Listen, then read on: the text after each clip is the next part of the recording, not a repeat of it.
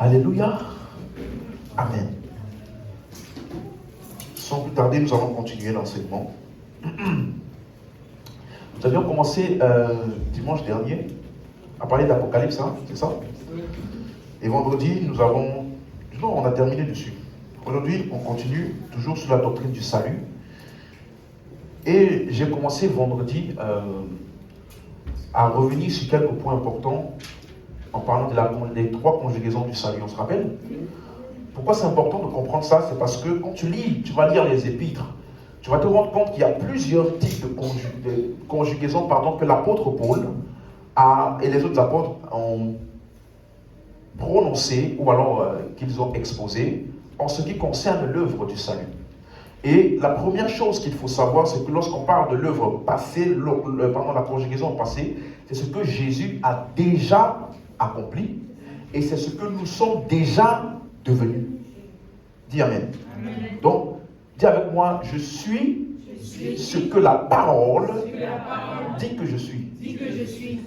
Je peux ce que la parole dit que je peux faire. Je suis là où la parole de Dieu dit que je suis. C'est clair? Ça, ce sont les accomplis, ou alors les choses attachées à l'œuvre accomplie et déjà achevée de Christ. Dis Amen. Et maintenant, après avoir vu en détail l'œuvre achevée de Christ, on a commencé à expliquer donc qu'il y a une œuvre présente. Parce qu'une fois que tu as reçu le salut, la Bible appelle Jésus-Christ, il appelle le salut que nous avons reçu la vie éternelle. Vous vous rappelez dans Jean 3,16, car Dieu a tant aimé le monde qu'il a donné son Fils unique, afin que quiconque croit en lui ne périsse point, mais qu'il ait la vie. Donc la vie éternelle, c'est quoi? C'est le salut que nous avons reçu, n'est-ce pas? Mais dans le même Jean 3 là, quelques versets plus haut, Jésus appelle la vie éternelle là, naître de nouveau. Il appelle aussi ça, naître de l'esprit. Donc ça veut dire que la vie éternelle, c'est la nouvelle naissance. C'est lorsque l'esprit est venu habiter en toi. Est-ce que tu me suis? Donc, une fois maintenant que l'esprit est venu habiter en toi, il commence à générer des choses en toi. Il commence à te donner de nouvelles capacités. C'est Dieu qui produit. Ouvrons ça, Philippiens 2, verset 13. Philippiens chapitre 2, le verset 13.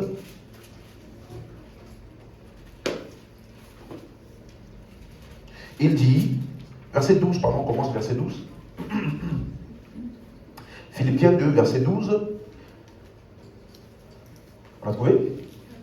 Ainsi, mes bien-aimés, comme vous avez toujours obéi, travaillez à votre salut avec crainte et tremblement, non seulement comme en ma présence, mais bien plus encore maintenant que je suis absent. Donc il dit quoi? Travaillez à votre salut.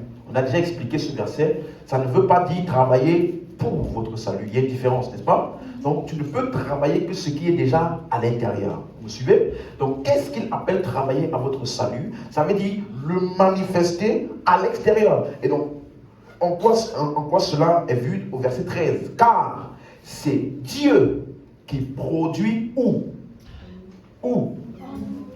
C'est Dieu qui produit en vous le vouloir et donc selon son bon plaisir. Regardez, au verset 12 il a dit travaillez à votre salut, mais au verset 13 il n'a pas dit le salut produit en vous, il dit Dieu qui produit où? Donc le salut là, c'est lorsque Dieu est venu où? Et ça commence à produire le vouloir et le faire. Donc ça veut dire que lorsque tu as reçu le salut là a une œuvre présente à l'intérieur de toi. Vous suivez? L'œuvre présente là n'est pas pour être sauvé. L'œuvre présente là est parce que vous avez déjà été sauvé. Est-ce que c'est clair? Donc quelqu'un ne peut pas utiliser l'œuvre présente pour conditionner ton salut. Non, l'œuvre présente est la résultante du salut que nous avons déjà reçu. Dis Amen si tu as compris. Donc ça veut dire qu'une fois que tu es sauvé, il y a des désirs. C'est Dieu qui produit quoi? Le vouloir. Ça veut dire qu'il y a des nouveaux désirs qui sont générés en toi. le désir de prier, le désir d'évangéliser, le désir de donner, le désir de pardonner. Tout ça, ce sont des désirs qui sont générés en toi parce que tu es sauvé. Tu me suis? Mais tu as la capacité d'obéir ou pas. Tu me suis? Par exemple, lorsque quelqu'un naît, un enfant, parce qu'il a la nature humaine, il commence à avoir des désirs. Par exemple, vouloir manger. C'est un désir qui est généré en lui. Mais toi et moi, on peut décider de jeûner. Hein? Donc ça veut dire que la nouvelle nature de Dieu en toi génère en toi des nouveaux désirs. C'est la raison pour laquelle j'ai écouté le témoignage d'un homme de Dieu. Il disait dans son livre que lorsqu'il est né de nouveau, il n'avait pas tous les enseignements qu'on a aujourd'hui. Il n'avait pas accès à tout ça. C'était il y a très longtemps. Vous suivez? Mais il s'est rendu compte que quand il est né de nouveau, il a recommencé à vouloir marcher avec les mêmes amis, à aller dans les mêmes endroits. Mais la différence, c'est que il partait dans les mêmes endroits.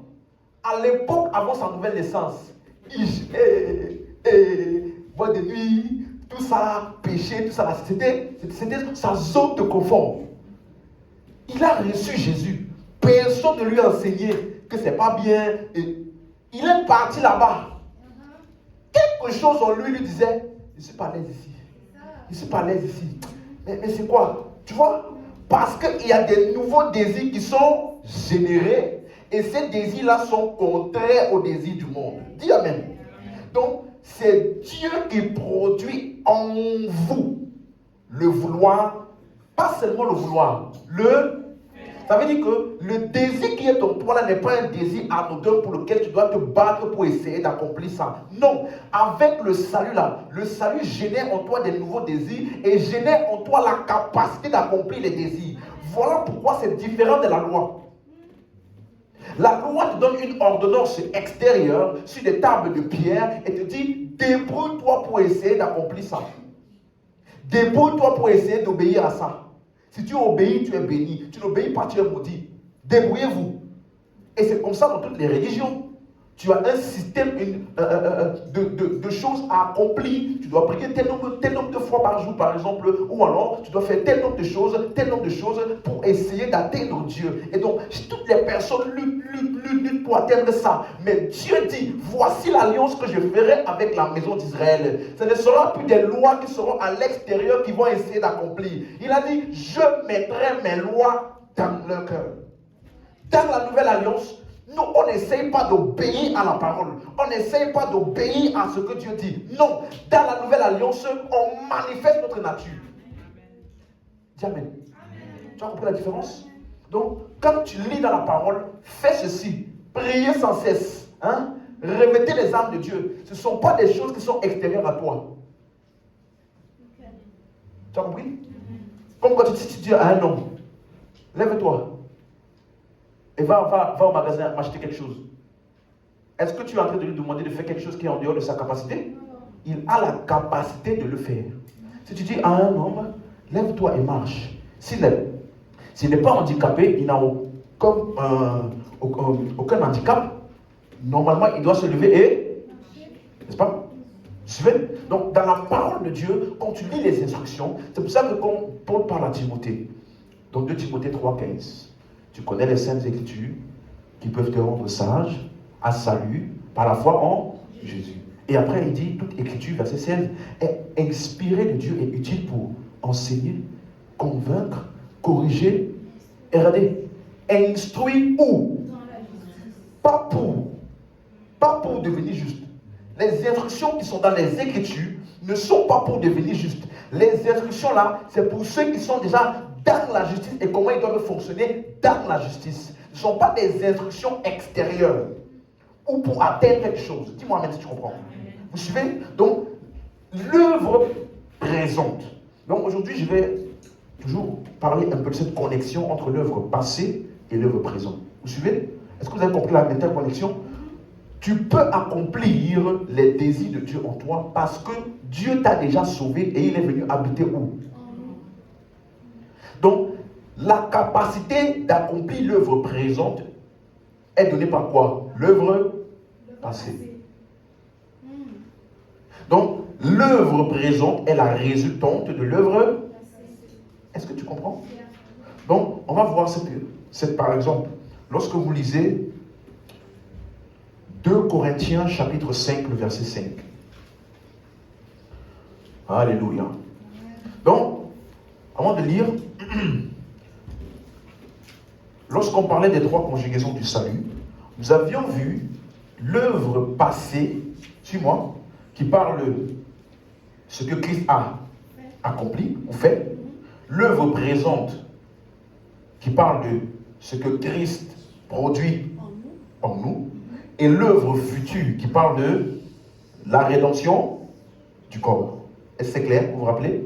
Donc l'œuvre passée et l'œuvre future, nous faisons quoi? On le reçoit simplement. Et l'œuvre présente, nous coopérons.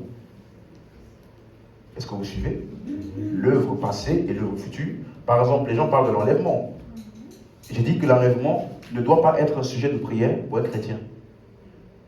L'enlèvement, c'est le résultat de ce que Christ a fait. Vous suivez? Donc c'est seulement ceux qui sont en Christ qui ont reçu ce qu'on appelle les arts de l'esprit, ou alors le sceau de l'esprit, ou alors le gage de l'esprit. C'est la même chose. Le sceau, les arts, le gage, c'est exactement le même mot grec. Vous me suivez? Donc quand on parle du sceau de l'esprit, ça veut dire que le Saint-Esprit, quand il est venu en toi, il est devenu la garantie de ton salut. Est-ce que tu comprends? Quand on dit un gage, vous suivez? Ça veut dire qu'il garantit ton salut. C'est pourquoi dans 2 Corinthiens 5, verset 5, est-ce qu'on en verra? Il dit, et celui qui nous a formés pour cela, c'est Dieu, qui nous a donné quoi? Les arts de l'esprit. Est-ce que vous comprenez? Le mot art là, c'est comme un acompte. C'est comme un gage que tu donnes comme la garantie de quelque chose qui va venir.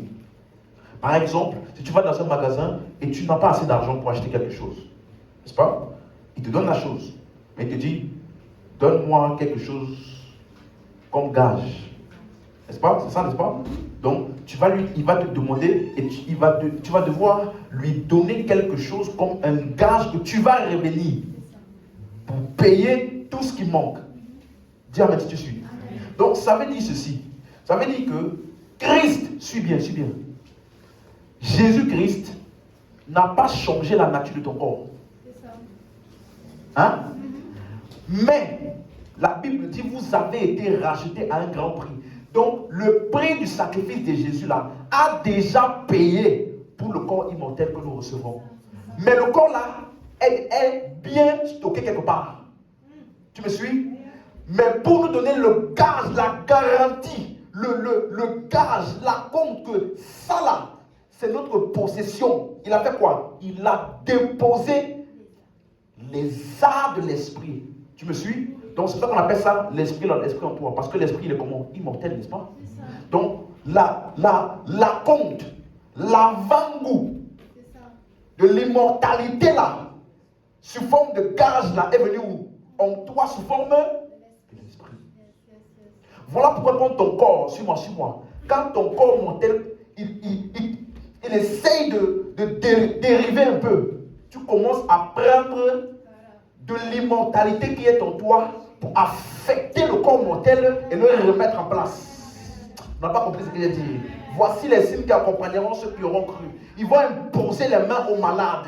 Et la maladie qui est une malformation du corps mortel va être affectée par l'immortalité qui est dans celui qui a imposé les mains. Ah, je ne sais pas à qui je parle ici. Donc ça veut dire que là où tu es, j'ai envie de dire à quelqu'un, je ne sais pas s'il y avait une maladie dans ton corps, mais je t'annonce que la guérison, la puissance guérit. Comment on appelle ça? La puissance de quoi?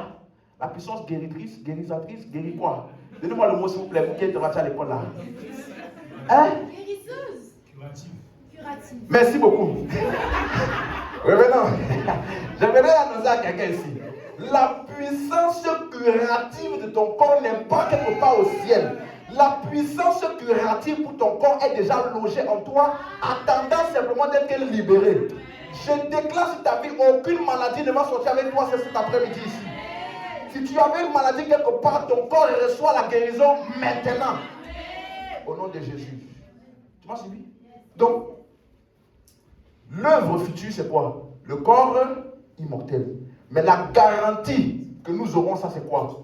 L'esprit en nous. Si tu as suivi, dis Amen. Donc, que ce soit l'œuvre passée ou l'œuvre future, nous le recevons simplement par la foi. Amen. Maintenant, l'œuvre présente, c'est ce que l'esprit qui est en nous là commence à générer comme désir et comme habilité afin que nous puissions manifester notre nouvelle nature. Mais nous ne le faisons pas pour être sauvés. Nous le faisons parce que nous sommes. Est-ce que vous suivez? Donc, l'esprit, 2 Corinthiens 1, 22. 2 Corinthiens 1, 22. C'est bon? Lequel nous a aussi marqué d'un sceau. C'est clair. Donc, ce qu'on appelle le sceau de l'esprit. Il nous a marqué d'un sceau. Et a mis dans nos cœurs les arts de l'esprit. Est-ce que c'est clair? Vous avez compris? Donc, le sceau de l'esprit ou les arts de l'esprit, c'est devenu pour nous la garantie du salut. Dis Amen. Donc, pourquoi c'est important de comprendre ça? Parce qu'aujourd'hui, on va continuer à voir la connexion entre l'œuvre passée et l'œuvre présente. Un exemple, on va commencer par le livre de Galates, chapitre 5, le verset 22. Mais le fruit de l'esprit, c'est l'amour, ensuite la paix, la joie, la patience, la bonté, la bénignité, la fidélité, la douceur, la tempérance. La loi n'est pas contre ces choses. Donc là, ici, il cite ce qu'on appelle le fruit de l'esprit. Mais, quand il dit le fruit de l'esprit, avant de citer le fruit de l'esprit, il avait parlé de ce qu'on appelle les œuvres de la chair. Au verset 19, 20 et 21. C'est ça? Les œuvres de la chair. Donc, ma question est, nous sommes déjà nés de l'esprit. Amen? Parce que nous avons reçu qui? Christ. C'est clair? Donc, ça veut dire que nous avons l'esprit où? Donc, quand il dit le fruit de l'esprit, donc, qu'est-ce qui est en nous? Le fruit de l'esprit ou les œuvres de la chair? Hein? Parce que qu'est-ce qu'il y a en nous? Vous suivez? Donc, il n'est pas en train de te dire, essaye de faire ça, essaye de faire ci, essaye de faire ça. Il est en train de te décrire ce qui est inhérent à ta nature. Et ce qui n'est pas inhérent à ta nature en termes d'œuvre de la chair. Vous comprenez? Donc, quand il dit le fruit de l'esprit, ce n'est pas, maintenant, il faut que je commence à devenir patient. Non, il te dit, tu as la patience en toi. Donc, c'est à toi de permettre à ce que cela puisse se manifester. Amen. Donc, le fruit de l'esprit coule naturellement de nous vers les autres. Amen. Un autre passage, Jean chapitre 14, verset 17. Jean 14, 17.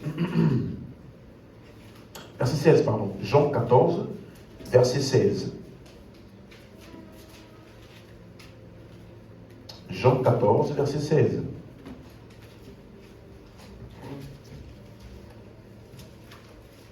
C'est bon? On a trouvé? Ok. Et moi, je prierai le Père, et il vous donnera un autre consolateur, afin qu'il demeure éternellement avec vous. L'esprit de vérité que le monde ne peut recevoir, parce qu'il ne le voit point et ne le connaît point. Mais vous, vous le connaissez, car il demeure avec vous, et il sera où? Donc, verset 16, il va demeurer pendant combien de temps? Hein? Donc, quand on dit éternellement là, ça veut dire quoi? Ça veut dire quoi? Souvent, quand les gens disent ça là, j'ai l'impression qu'on ne comprend pas ce que ça veut dire. On dit que l'esprit, hein, il sera en toi pour toujours. Donc, ce n'est pas le corps mortel. Et ce n'est pas ton séjour sur la terre qui détermine la durée de l'esprit en toi. Même de l'autre côté, l'esprit sera où? Parce que c'est comment? Tu as compris? Donc, voilà pourquoi la Bible dit, ne savez-vous pas que votre corps est le temple du... Donc, Dieu dans son plan éternel, a décidé de vivre en l'homme pour toujours.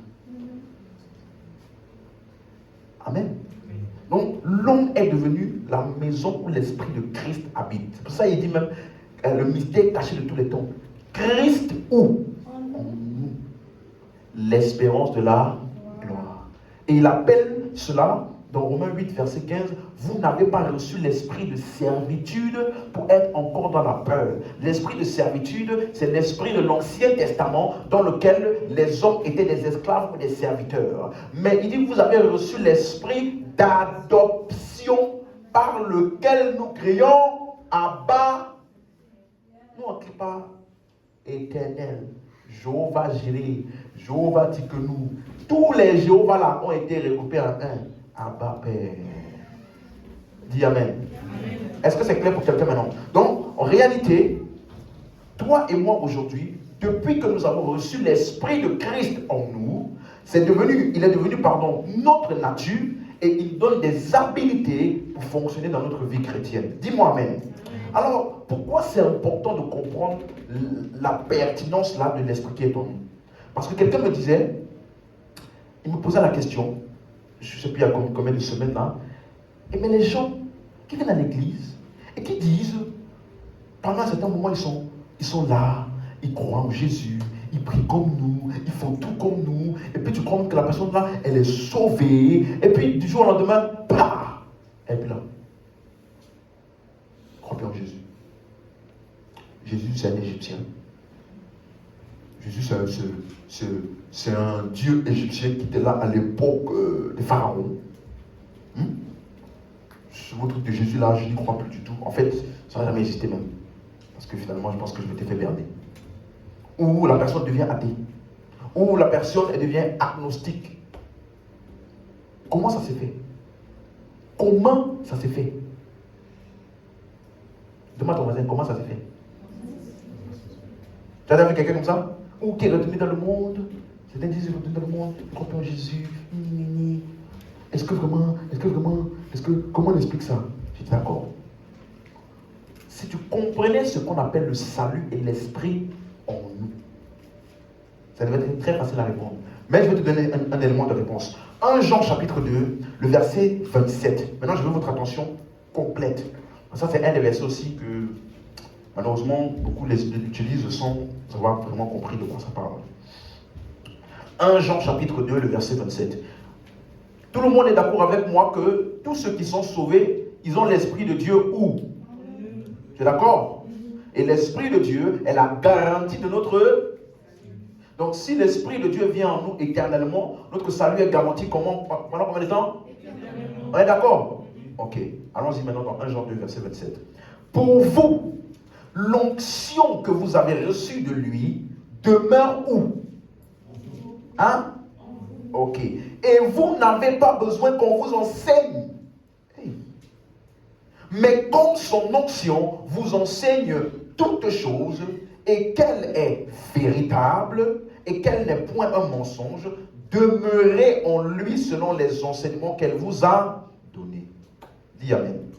Donc par l'Esprit en nous nous a donné une onction qui demeure où? En nous. Et il dit que l'onction là nous enseigne toutes choses. Et vous n'avez pas besoin qu'on vous... Pasteur, mais nous là, tu es en train de nous enseigner. Et puis, tu dis, on n'a pas besoin qu'on nous enseigne. Tu vois, non? Le mot toutes choses, c'est le mot grec pas ou passa. P-A-S. Ça parle toujours de tous, mais dans un contexte. Par exemple, je puis tout par celui qui me... Hein? Je puis toutes choses, ou tout. Je puis toutes choses par celui qui me... Mais, est-ce que tu peux voler par celui qui te fortifie? Hein? Est-ce que tu peux mentir par celui qui te fortifie? Donc tu ne puis pas? Donc, tout veut dire tout sans vouloir vraiment dire tout.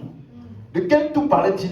Il faut toujours savoir dans quel contexte. Qu'est-ce qu'il appelait toutes choses? Donc tu peux remplacer ça par toutes ces choses. Je puis toutes ces choses. De quelles choses? Verset d'avant et verset d'après. J'ai appris à être dans l'abondance et à être dans le manque. J'ai appris la disette, j'ai appris l'abondance. Je puis toutes Ces choses-là. par celui qui me... Toutes les choses concourent au bien de ceux qui aiment. Et merci de lever le matin, ça fait 3 mois que je suis malade. Dans tous les cas, il y a un plan de Dieu dedans là.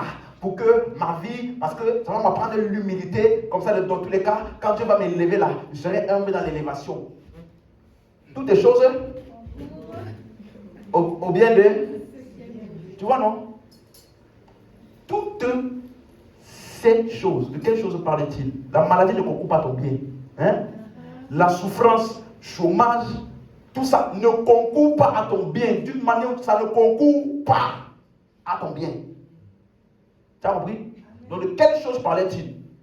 Ce qu'il a connu d'avance, il les a prédestinés. Ce qu'il a prédestinés, il les a appelés. Ce qu'il a appelés, il les a justifiés. Ce qu'il a justifiés, il les a glorifiés. Toutes ces choses-là concourent à mon bien. Donc, ne prends pas tout et tu fais tout en pensant que c'est tout. Dis Amen. Maintenant, revenons dans notre verset. Tu as compris maintenant? Revenons dans notre verset. Donc, l'onction que vous avez reçue de lui demeure en vous, vous n'avez pas besoin qu'on vous enseigne. Mais comme son onction vous enseigne quoi? Vous enseigne quoi? Donc, quelqu'un peut lire ça, il va dire, il y a une onction en moi. Vous savez, l'onction là m'a enseigné l'informatique. L'onction là m'a enseigné des lois pour le business. Je dormais comme ça, je me suis réveillé. Et puis, l'onction là m'a donné une technique de business que quand j'ai mis ça en place là, boum! Ce n'est pas de ça qu'il parle. L'onction vous enseigne quoi? J'ai dit, on peut remplacer toutes choses par quoi? Toutes ces choses-là. Voilà. Donc, de quelle chose s'agit-il ici? Mais une chose est sûre, l'enseignement dont il parle ici, ce n'est pas l'enseignement que tu reçois à l'église. Parce qu'il a dit, vous n'avez pas besoin qu'on vous enseigne. Donc, il y a une onction en toi, suis bien ce que je t'enseigne, hein, qui t'enseigne des choses qui est différent. Ça n'a rien à voir avec ce que tu entends comme enseignement où? À l'église. Tu comprends? Verset 20. 1 Jean 2, verset 20. Quelqu'un suit bien? D'accord. Pour vous, vous avez reçu quoi? On n'a pas trouvé, je vous laisse trouver. 1 Jean 2, verset 20.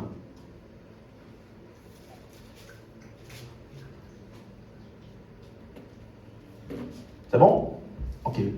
Pour vous, verset 20, vous avez reçu l'onction de la part de celui qui est saint et vous avez tous de la... Vous voyez? Est-ce que c'est la même chose? Hein?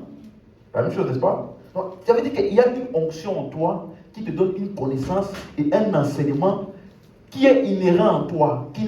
Ce n'est pas l'enseignement que tu reçois à l'église, là, ce n'est pas de ça qu'il parle. Est-ce que tu suis? Il y a une onction en toi qui te donne une certaine connaissance.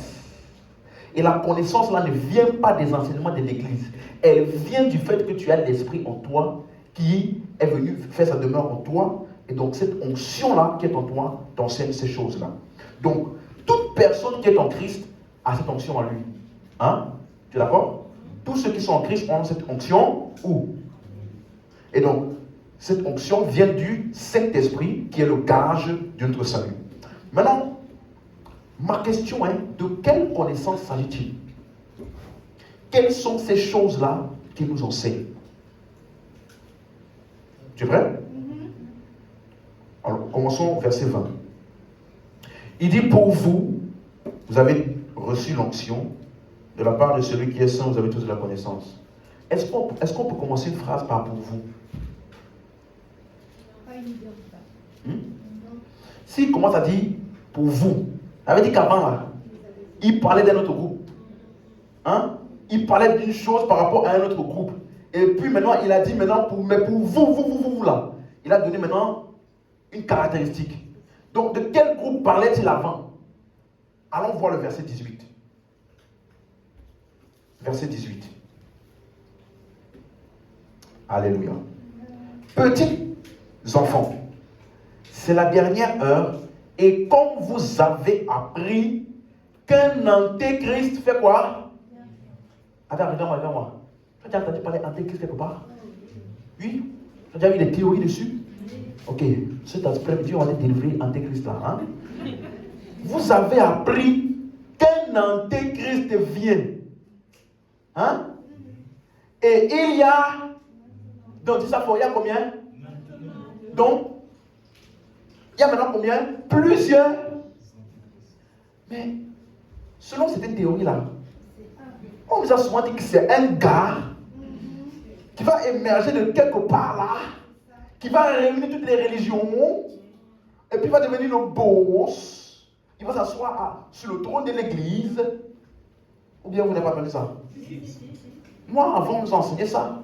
Donc, quand je disais Jean, un Jean là, je me demandais, mais si le gars là était déjà là, à l'époque de Jean, il doit vraiment être très vieux, hein? Quel âge il a aujourd'hui? On dit, il y a maintenant, c'est pas toi, hein? C'est Jean à son époque qui parle. Donc, le gars, il a minimum plus de 2000 ans. C'est quel genre de personne ça? Et en plus, Jean, il dit, il y en a plusieurs. Il y a maintenant combien? Plusieurs. Donc, ça ne peut pas être quelqu'un qui existe quelque part, qui était là au temps des gens et qui est encore là aujourd'hui. Suis-moi bien. Par là, nous connaissons que c'est la dernière heure. Vous comprenez pourquoi je vous dis que quand vous regardez, vous étudiez des écritures qui ont été transmises sous forme de vision. Cela nécessite quoi? De l'interprétation. Donc, tu peux avoir une vision où tu vois un être. Quand vous regardez par exemple la vision de Daniel, il y avait un être. Vous suivez? Et dans cette vision-là, il a vu, je crois que c'était de l'or, l'argile, vous voyez? Mais ça n'avait rien à voir avec quelqu'un. Ou alors, dans Joseph, 7 années de famine et 7 années d'abondance. Mais le roi, il avait quoi? Il avait des vaches maigres et des vaches grasses. Tu vois? Donc, tu ne peux pas prendre ça. Dire, ah, ça veut dire qu'on doit cultiver les vaches. Non, ça veut dire qu'on doit cultiver. Pardon, on doit élever des vaches. Ah non, c'est ça. Tu vois, il te faut l'interprétation. C'est ça que beaucoup de personnes font. Ils lisent l'Apocalypse et ils pensent qu'il y a une bête qui va venir avec des cornes. D'autres pensent que c'est un gars, il fait des interprétations. Écoute-moi, si tu étudies comme ça l'Apocalypse là, tu vas être perdu. Parce que le même qui a écrit Apocalypse, c'est le même qui a écrit aussi 1 Jean, 2 Jean. Et maintenant, dans 1 Jean, 2 Jean, 3 Jean là, il ne met aucun mystère. Il y a plusieurs antéchrists. Et ils sont déjà là maintenant. Dis-moi même. Donc, mais je vais d'abord mettre un point très important. Parce qu'il dit à la suite, verset, il y a maintenant plusieurs antéchrists. Par là, nous connaissons que c'est la dernière heure. Ils sont sortis du milieu de nous, mais ils n'étaient pas des nôtres. Car s'ils eussent été des nôtres, ils seraient demeurés avec nous. Et c'est pour cela qu'il fut manifeste que tous ne sont pas des... Ok. Première chose que je vais mettre votre attention. Il ne parle pas simplement des fausses doctrines ou des doctrines erronées ici. Parce que la Bible dit dans Ephésiens 4, 14, je vous invite à aller regarder l'enseignement, je crois que c'était quelle partie déjà, des choses qui n'affectent pas le salut. Un chrétien peut se faire emporter par des fausses doctrines, mais il reste chrétien. Vous suivez? Donc ce n'est pas de ce genre de personnes qui parlent. Il ne parle pas de quelqu'un qui allait dans une doctrine erronée, même quand tu lis Acte 15, verset 2, verset 5, vous allez voir, il y a des pharisiens qui ont cru. Et puis ils disent, on doit quand même exiger l'observation de la loi de Moïse et la circoncision. Donc ils sont sauvés. Mais dans leur doctrine, il y a des erreurs. Vous suivez? Ce n'est pas de ça qu'il s'agit ici. Il dit, ils ne sont pas des nôtres. Donc il parle des antéchrists. Qui sont-ils? Verset 20 maintenant. Pour vous, voyez maintenant? Il a fini de parler d'un groupe. Il parle maintenant aux enfants de Dieu. Il dit quoi? Pour vous, vous avez reçu l'onction de la part de celui qui est saint et vous avez tous de la connaissance. On va voir de quelle connaissance il s'agit. Verset 21. Je vous ai écrit, non que vous ne connaissiez pas la vérité, mais parce que vous la connaissez et parce qu'aucun mensonge ne vient de la vérité. Maintenant, verset 22. Qui est menteur? Sinon celui qui fait quoi? Qui nie que Jésus est le Christ. Celui-là est qui nie le Père. Quand tu lis dans les Écritures le Christ là est un langage qui est bien compris par les Juifs. Parce que le Christ là c'est Mashiach.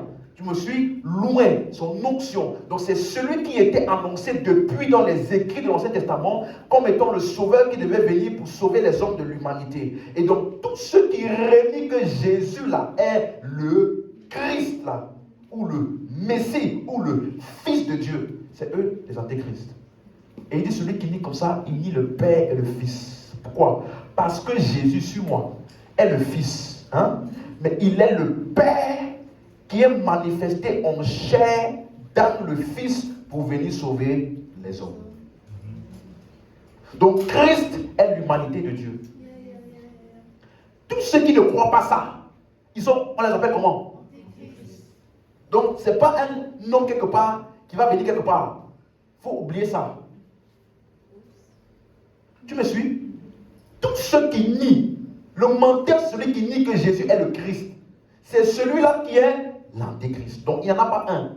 Il y en a beaucoup. Dis-moi, mais dessus. Je te donne un autre passage. On va revenir dans 1 Jean 2, même ma page. 1 Jean 4, verset 1. 1 Jean 4, le verset 1.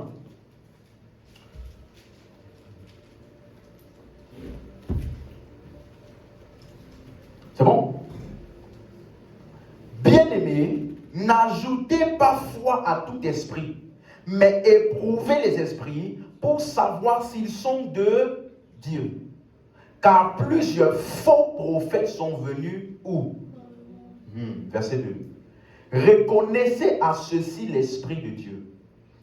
Tout esprit qui confesse Jésus-Christ venu en chair est de... C'est clair? 3, verset 3. Et tout esprit qui ne confesse pas Jésus n'est pas... C'est celui de... Dis ça fort, celui de... dont vous avez appris la venue et qui quand? Maintenant est déjà... Donc il était déjà là.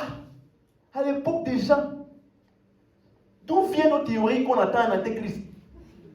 Ça vient d'où? Est-ce que tu comprends?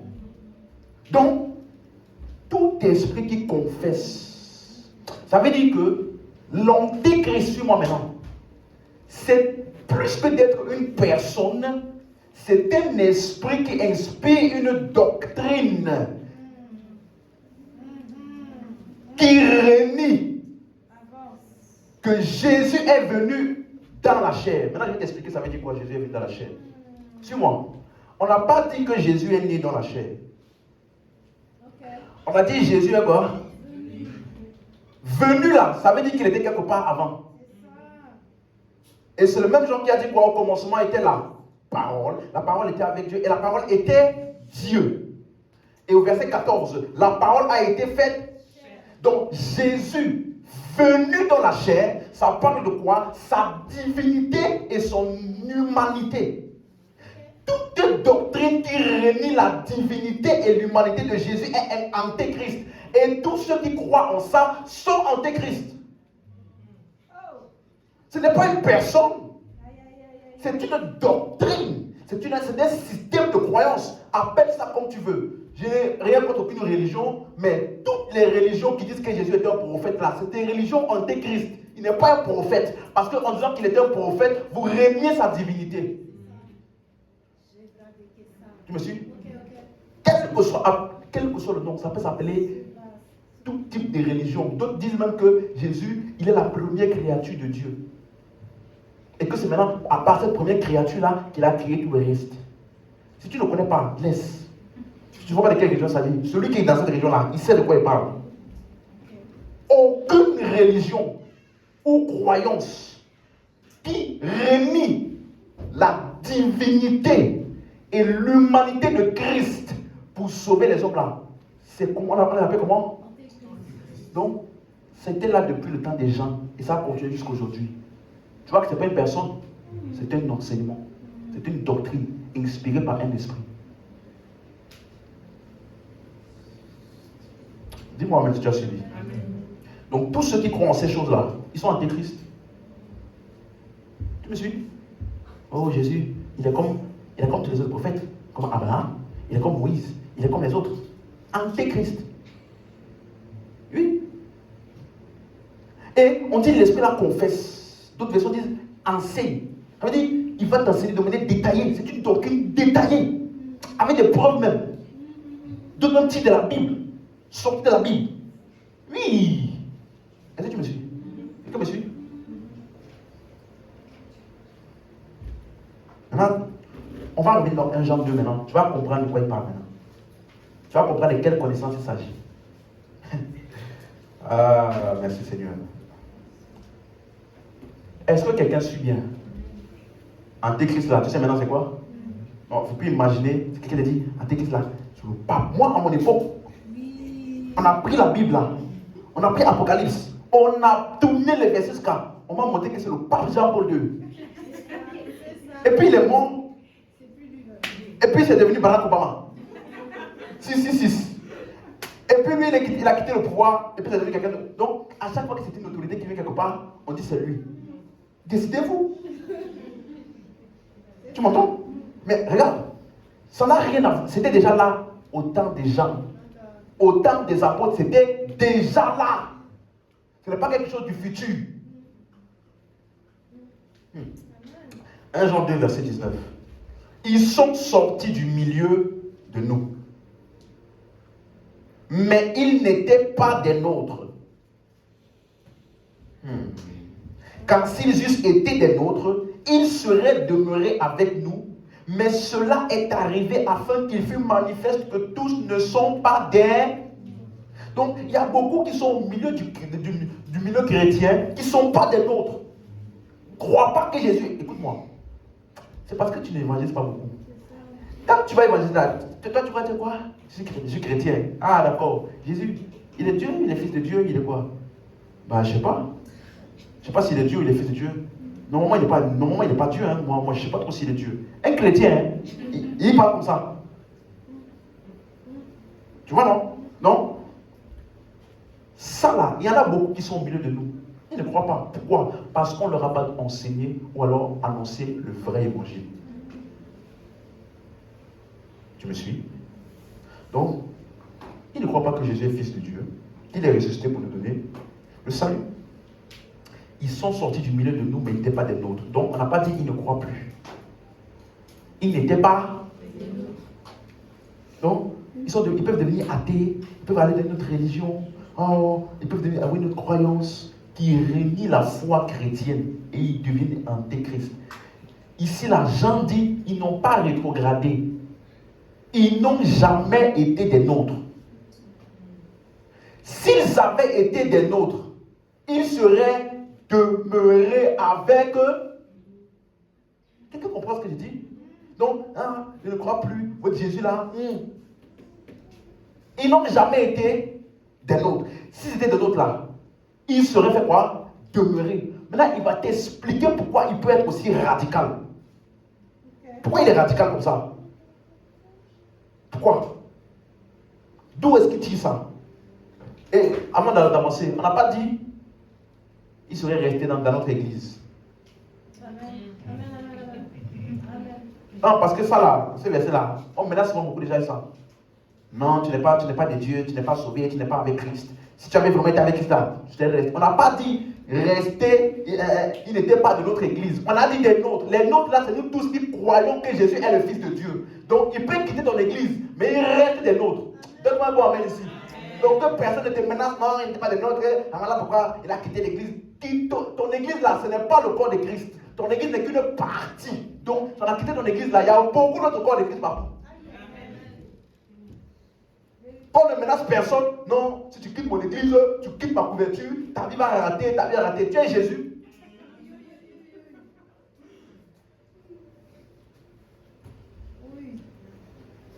Avec nous parle de tous ceux qui ont la foi en Christ. Pas d'une église, ni même d'une doctrine. On ne parle pas d'une doctrine. Peu importe si la doctrine là-bas n'est pas exacte comme il faut. Pour être sauvé et être des nôtres, c'est tous ceux qui croient en Jésus comme étant le Fils de Dieu, Jésus étant le Christ. J'ai dit ceci, n'est-ce pas? La doctrine ne sauve pas. C'est la foi en Christ qui sauve. Mais la doctrine donne quoi? La croissance spirituelle. Dis-moi même. Donc, pourquoi est-il radical en disant s'il était des nôtres là, il serait demeuré avec nous? D'où prend-il cette assurance-là? Verset 20. Quand il dit maintenant, verset 20, là, ça commence par quoi? Il parle de qui ici? Tous ceux qui sont demeurés là. Hein? Tous ceux qui sont demeurés, qui ne sont pas dérivés dans les doctrines antéchrist là. Vous, pour vous là, vous avez reçu quoi? Ah, de la part de celui qui est saint. Et vous avez tous de la... De quelle connaissance parle-t-il? La connaissance que Jésus est le Christ. Suis-moi. Regardez, avançons, verset 21. Je vous ai écrit, non que vous ne connaissiez pas la vérité, mais parce que vous la connaissez et parce qu'aucun mensonge ne vient de la vérité. Vous suivez? Donc tous les enfants de Dieu, verset 22, qui est menteur sinon celui qui nie que Jésus est le Christ? Donc qu'est-ce qu'il appelle la vérité? Reconnaître que Jésus est le Christ. Vous me suivez? Il dit, vous là, vous connaissez. Vous avez la connaissance. Parce qu'il y a l'onction en vous. Qui demeure où? En vous. Donc ça veut dire que, bien aimé, j'aimerais t'annoncer. Il y a une onction en toi par la présence de l'Esprit qui t'atteste sans avoir besoin que le pasteur t'enseigne ça, que Jésus est le Fils de Dieu. Amen. Vous savez, maintenant quand il parle au verset 27, maintenant quand il dit, vous avez pour vous l'onction que vous avez reçue de lui demeure en vous. Et vous n'avez pas besoin qu'on vous enseigne. Vous n'avez pas besoin qu'on vous enseigne quoi? Que Jésus-Christ là est le Fils de Dieu. Dieu fait chair venu pour nous sauver. Hein? C'est ça même qui est le centre, la base, le socle de ta croyance et de ton salut. Si tu ne crois pas ça, tu ne peux pas être sauvé. Et la Bible dit, c'est le Saint-Esprit qui nous convainc. Donc le Saint-Esprit qui t'a convaincu de cette vérité-là, il est venu habiter en toi avec son onction qui t'atteste ça continuellement. Est-ce que quelqu'un comprend? Donc ça veut dire que cette onction atteste de manière claire en chacun de nous que Jésus est le Fils de Dieu, le Christ. Donc, qu'est-ce que Jean dit? Il est en train de dire qu'un chrétien, suis-moi, quel que soit ce qui t'arrive, même les situations les pires de ta vie, un chrétien ne peut jamais arriver à un point où il dérive, où il ne croit plus que Jésus est le Fils de Dieu. Dieu fait chair venir pour nous sauver. Pourquoi? Il y a une onction qui demeure en toi et qui t'atteste ça. Si jamais on a vu que tu as dérivé, c'est parce que tu n'avais pas l'onction là. Si tu avais reçu l'onction par l'Esprit en toi, ils seraient restés au milieu de nous. Mais le fait qu'ils sont partis là, c'est pourquoi? C'est parce qu'ils n'ont jamais été des nôtres. C'est ça que Jésus enseignait dans la parabole de la maison bâtie sur le roc. Celui qui écoute ma parole et qui la met en pratique est comme un homme qui a bâti sa maison sur le roc. Il dit, celui qui est insensé là, il a bâti sa maison sur le sable. Or, le chrétien est bâti sur le roc. Jésus a dit à Pierre, tu es Pierre, et sur ce roc, je bâtirai mon église. Donc, tous ceux qui sont membres de l'église de Christ sont bâtis sur quoi? Le roc. Éphésiens 2, verset 20. Vous avez été établis ou bâtis sur le fondement des apôtres et des prophètes, Jésus-Christ étant la pierre angulaire. Est-ce que vous suivez? Donc, le croyant là est celui qui est bâti sur le roc. Les tempêtes peuvent venir, les vents peuvent venir, les tonnerres peuvent venir, mais le roc là, sur lequel ils sont bâtis, ne va jamais bouger. Donc, il ne peut jamais arriver à un point dans la vie d'un chrétien où il dit, je crois bien en Jésus. Jésus n'existe pas. C'est une fable. Tu parles comme ça, en étant sincère dans ce que tu dis, tu n'as jamais cru. Parce que si tu avais cru, tu aurais reçu le sceau de l'esprit. Et l'onction là a été déposée en toi. On n'a pas besoin de t'enseigner. Tu peux peut-être ne pas savoir défendre ce point-là. Tu peux peut-être voir quelqu'un en fait qui te dit non, Jésus n'est pas Dieu, bla bla bla bla bla. Et puis des fois tu as même du mal, peut-être tu ne sais pas bien défendre parce que tu n'as pas tous les versets qu'il faut. Mais au fond de toi, tu as cette assurance-là que Jésus là, il est le Fils de Dieu, fait chair, venu pour nous sauver. Tu ne peux pas arriver à un point où tu ne crois plus ça. Si tu arrives à ce point-là, tu n'as jamais eu cette onction. Vous comprenez pourquoi Jean parle comme il parle? Il fut manifeste qu'il n'était pas des nôtres. Voilà pourquoi c'est arrivé. Dis-moi amen. Donc, l'esprit en nous est le sceau, la marque de Dieu et la garantie du salut. Tu comprends maintenant? Qu'est-ce qui te garantit que tu es sauvé pour toujours? L'esprit. Donc, si tu écoutes mon enseignement, maintenant je peux dire ça. J'avais du mal à dire ça dans l'enseignement sur le péché. Il y a des choses que je disais, je me retenais. Maintenant je peux dire ça. Quand je disais que le péché est lié au libre arbitre de l'homme. Et lorsque tu as reçu le salut, Dieu n'a pas enlevé ton libre arbitre. Tu vous rappelez, j'ai dit ça, n'est-ce pas? Donc tu peux toujours pécher. Mais ton libre arbitre là est limité. Dans le salut là, ton libre arbitre là est limité. Ce n'est plus toi qui vis. Qui vit? Donc, c'est un libre arbitre limité. Ça ne peut jamais te renverser au point où tu dis je ne crois plus. Non. Parce que l'esprit atteste dans mon esprit. L'esprit rend témoignage à notre esprit que nous sommes. Donc, ça là, c'est des choses qui sont préétablies en toi sans qu'on ait besoin de t'enseigner. Donc, si tu arrives au point où tu ne crois plus ça, ça veut dire que l'esprit là n'a pas arrêté d'attester. Et s'il a arrêté d'attester, ça veut dire qu'il n'est plus là. Parce que dès qu'il est là, il atteste. Donc s'il n'atteste plus, il n'est plus là. S'il n'est plus là, ça veut dire que demeurera en vous éternellement n'est pas vrai. Donc s'il n'est pas vrai, ça veut dire que toute la Bible ment. Et comme c'est impossible, il est impossible que celui qui a péché, il est impossible que celui qui a reçu Christ puisse dire un jour, je ne crois plus en Christ. C'est impossible. Pourquoi? L'esprit atteste pour lui. Il peut même avoir une situation. Il a peur. Hein? Il a peur. Imagine-toi. Je vais dire quelque chose ici. Un jour, on faisait, quelqu'un disait ici que, comment on appelle ça là? Caméra là. Que c'est penché. Que ce n'est pas au milieu ici. Suis bien sûr mon exemple. Hein. Que ce n'est pas au milieu parce que c'est décalé comme ça. Tu suis? Et puis je disais, mais ça ne dépend pas du décalage. Même si je me mets ici, ça peut être au milieu en état ici.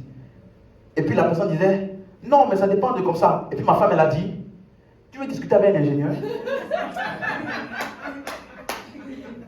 Elle a dit ça, n'est-ce pas? Tu veux discuter avec un ingénieur? Donc la personne qui a dit ça là, directement elle a dit, d'accord, parce que tu as raison. Ma question est, quand elle a dit d'accord parce que tu as raison, est-ce qu'elle le pensait vraiment? Donc, il peut arriver des situations qui font que tu vas dire des choses, mais au fond de toi, tu sais que c'est ça que tu viens de dire là. C'est à cause de la situation. Non, non, ça te menace à mort et que tu dis, d'abord je crois bien en Jésus, c'est fini, tu as perdu le salut. Non.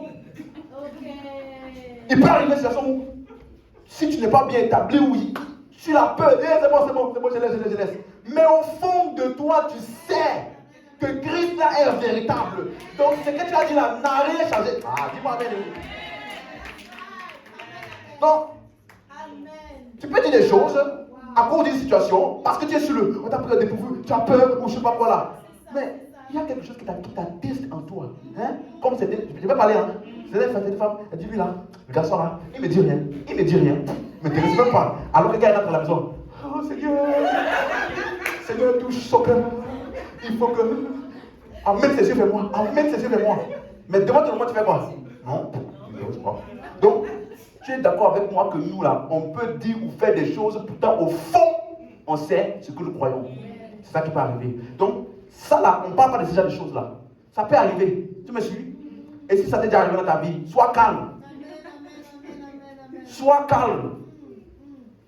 Mais quelqu'un qui arrive au point où cette conviction n'est plus en lui du tout. Elle dit, tu parles de Jésus, tu sais qui? Ah, lui là, vous savez que nous on a grandi, tu sais, j'ai fait 10 ans dans le milieu chrétien, j'allais à l'église avec mes parents, j'ai eu la communion, confirmation, j'étais même servant, enfant de cœur, je faisais tout ça là, tout ça.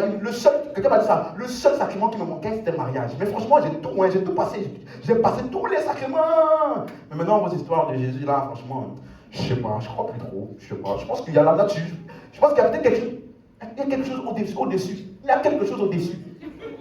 Et toi, tu dis que tu es chrétien. Tu n'as jamais été chrétien. Tu as besoin d'entendre le message de Christ afin que l'Esprit vienne attester en toi que Dieu fait chair, est venu en Jésus-Christ. Et c'est par ça que nous sommes sauvés. Cette vérité-là est le socle de la vie chrétienne. Tu ne crois pas en ça, tu n'es pas chrétien, même si tu vas à l'église. Tu m'as suivi? C'est pour cela que ce n'est pas nous qui essayons de convaincre les gens. On annonce le message et le Saint-Esprit, il vient convaincre. Et quand tu es convaincu et que tu acceptes là, il implante en toi cette connaissance-là. Ça veut dire que ça devient... C'est normal. Jésus, il est fils de Dieu ou pas? Bah oui. Ah ouais. Mais c'est le jour où tu vas voir quelqu'un qui va essayer de te contredire, que tu vas même essayer de penser, ah ouais, c'est vrai. Mais il est Dieu, il est fils de Dieu. Tout ça. C'est vrai que bon, laisse-moi étudier pour voir. Mais tu n'étudies pas pour voir si c'est vrai. Tu étudies pour avoir les bons arguments pour défendre ce que tu sais et que tu crois déjà là. Est-ce que tu m'entends? Donc, il croyait, il ne croit plus. Non, il ne croyait pas. Si tu crois, tu vas recevoir le sceau de l'esprit qui va, par son onction en toi, attester de manière claire, réelle, plus réelle que ton nom. Plus réel que ta date de naissance. Hein? Plus réel par l'esprit en toi. C'est ça qu'il dit qu'on n'a pas besoin qu'on vous enseigne. Ces choses-là. Dis-moi amen. C'est clair maintenant? Donc quand tu as déjà faut pas tout est dans la parole. Tu me suis? Revenons maintenant dans Galates. Je vais accélérer. Donc, quand Galates, il dit maintenant, Galates chapitre 5,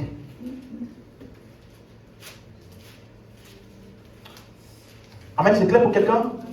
Donc, si un jour quelqu'un vient te poser des questions, tu connaissais le frère, la soeur, il vient plutôt à l'église, il est retourné dans le monde, ça c'est pas mon problème. Il croit en quoi? Parce qu'il y en a qui sont, à cause ils se sont conformés au siècle présent. La Bible dit, dans Romains 12, ne vous conformez pas. Donc un chrétien peut être conformé au siècle présent parce qu'il est tout son environnement et ses compagnies, c'est que les incroyants. Donc il va se conformer là-bas. Mais si je demande, est-ce que tu crois que Jésus est mort? Bien sûr, bien sûr. C'est vrai qu'il veut qu'à l'église, mais c'est vrai que je fais des trucs comme avant, mais franchement, non, ça par contre, je la ferme comme ça. Je sais que Jésus est venu pour moi, mes péchés. Tu sais? Non? Cette conviction-là, ce n'est pas un homme qui t'a donné ça. C'est pourquoi on peut t'avoir prêché l'évangile 5 fois, 10 fois même. Et puis un jour, bam! Ce n'est pas un homme, ce n'est pas là oratoire. Ce n'est pas la force de parole, non. C'est lorsque l'esprit travaille, à chaque fois il travaille, une personne te parle, il travaille. L'autre personne te parle, il travaille. Jusqu'à t'amener à ce point de conviction. Dès que tu arrives à ce point de conviction et d'acceptation là, c'est fini. C'est fini. C'est comme un enfant. Il naît être humain. Est-ce qu'il peut dire un jour à sa mère, maman, je ne veux plus être humain? Frère, c'est trop tard. C'est trop tard. Mais pourquoi un enfant peut dire ça? Peut-être la vie est dure, les choses sont compliquées. Mais au fond de lui, quand il se regarde le miroir là, il voit quoi? Tu comprends? Donc ça là, c'est le socle de notre vie chrétienne. La foi en Jésus-Christ, le Messie et le Sauveur. Dis Amen. Donc, maintenant, quand tu vois Galates et qu'il commence à parler, dans Galates chapitre 5, quand tu lis versets 19 à 22, il parle des œuvres de la chair et du fruit de l'esprit. Maintenant, regardez ce qu'il dit. Verset 16. Verset 16. Je dis donc, marchez selon l'esprit et vous n'accomplirez pas les désirs de la... Est-ce que c'est clair? Quand tu lis ce genre de verset, n'essaye pas de commencer à vouloir comprendre ce qu'il veut dire par ce verset. Il avait déjà commencé à mentionner l'esprit là, plutôt. Galates 3, au revoir. Quand il dit l'esprit, il parle de quoi? De qui? Galates 3, verset 1. Ô Galates, dépourvus de sens, qui vous a fasciné, vous aux yeux de qui Jésus-Christ a été peint comme crucifié? Voici seulement ce que je veux apprendre de vous.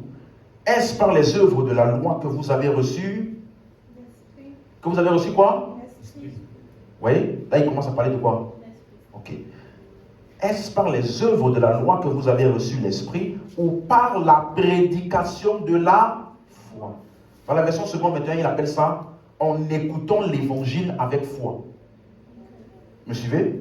Donc, ou de la version Semeur, parce que vous avez accueilli avec foi la bonne nouvelle que vous avez entendue.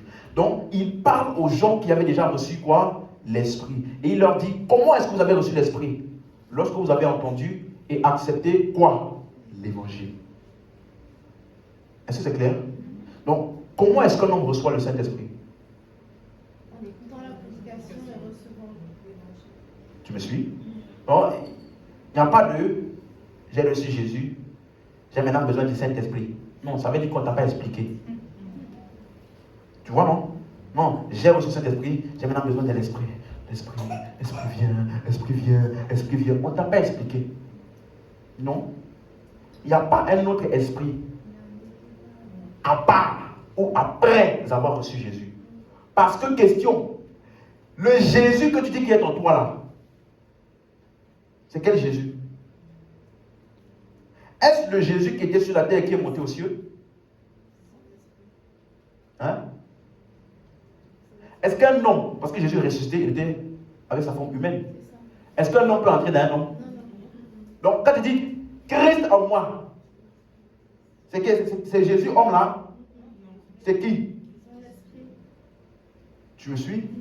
Je ne vous laisserai pas orphelin, je vous enverrai un autre consolateur. Le mot autre, c'est allos. Ça veut dire un autre exactement comme moi. Pourquoi il a employé le terme autre? C'est parce qu'il va changer de forme. C'est tout. Il va changer de localisation. Avant, il était avec vous à l'extérieur. Mais lorsqu'il reviendra, il va venir où? En vous. Donc Jésus en toi, c'est l'Esprit en toi. J'ai reçu Jésus. Oui. Quel Jésus? L'Esprit. Dis-moi maintenant, tu as compris. Est-ce que c'est clair? Donc, il ne faut pas imaginer Jésus. Longs cheveux, barbe. Et puis l'Esprit, colombe. Ça là, c'est les gens qui nous ont blagués. À quoi ressemble cet esprit? À toi. Hein? Puisqu'il est un avec ton esprit n'a pas la forme de ton corps. Ton corps n'est que l'enveloppe de quoi? Donc l'esprit là, il ressemble à qui? Donc, n'imagine pas le Saint-Esprit. Esprit, et puis tu vas mettre. On va qu'on dise à déjà ici. Et puis tu vas mettre la veste, tu vas mettre la colombe là. Esprit. Moi, je suis l'ami du Saint-Esprit. Quel esprit? Si tu connaissais le Saint-Esprit, tu n'allais pas mettre colombe. Donne-moi un bon amen.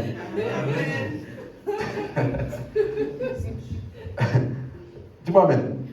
Donc, lorsque tu as reçu l'évangile et que tu as accepté Christ, tu as reçu quoi? L'esprit. C'est clair? Et c'est cet esprit-là qui dit dans Galates 4, verset 6, l'esprit de son Fils par lequel nous crions Abba, Père. Verset 3. Êtes-vous tellement dépourvu de sens? Après avoir commencé par l'esprit, voulez-vous maintenant finir par la chair? Quelqu'un suit? Donc, commencer par l'esprit, ça veut dire quoi? Tu as reçu l'esprit en écoutant l'évangile et tu as cru. C'est ça qu'il appelle commencer par.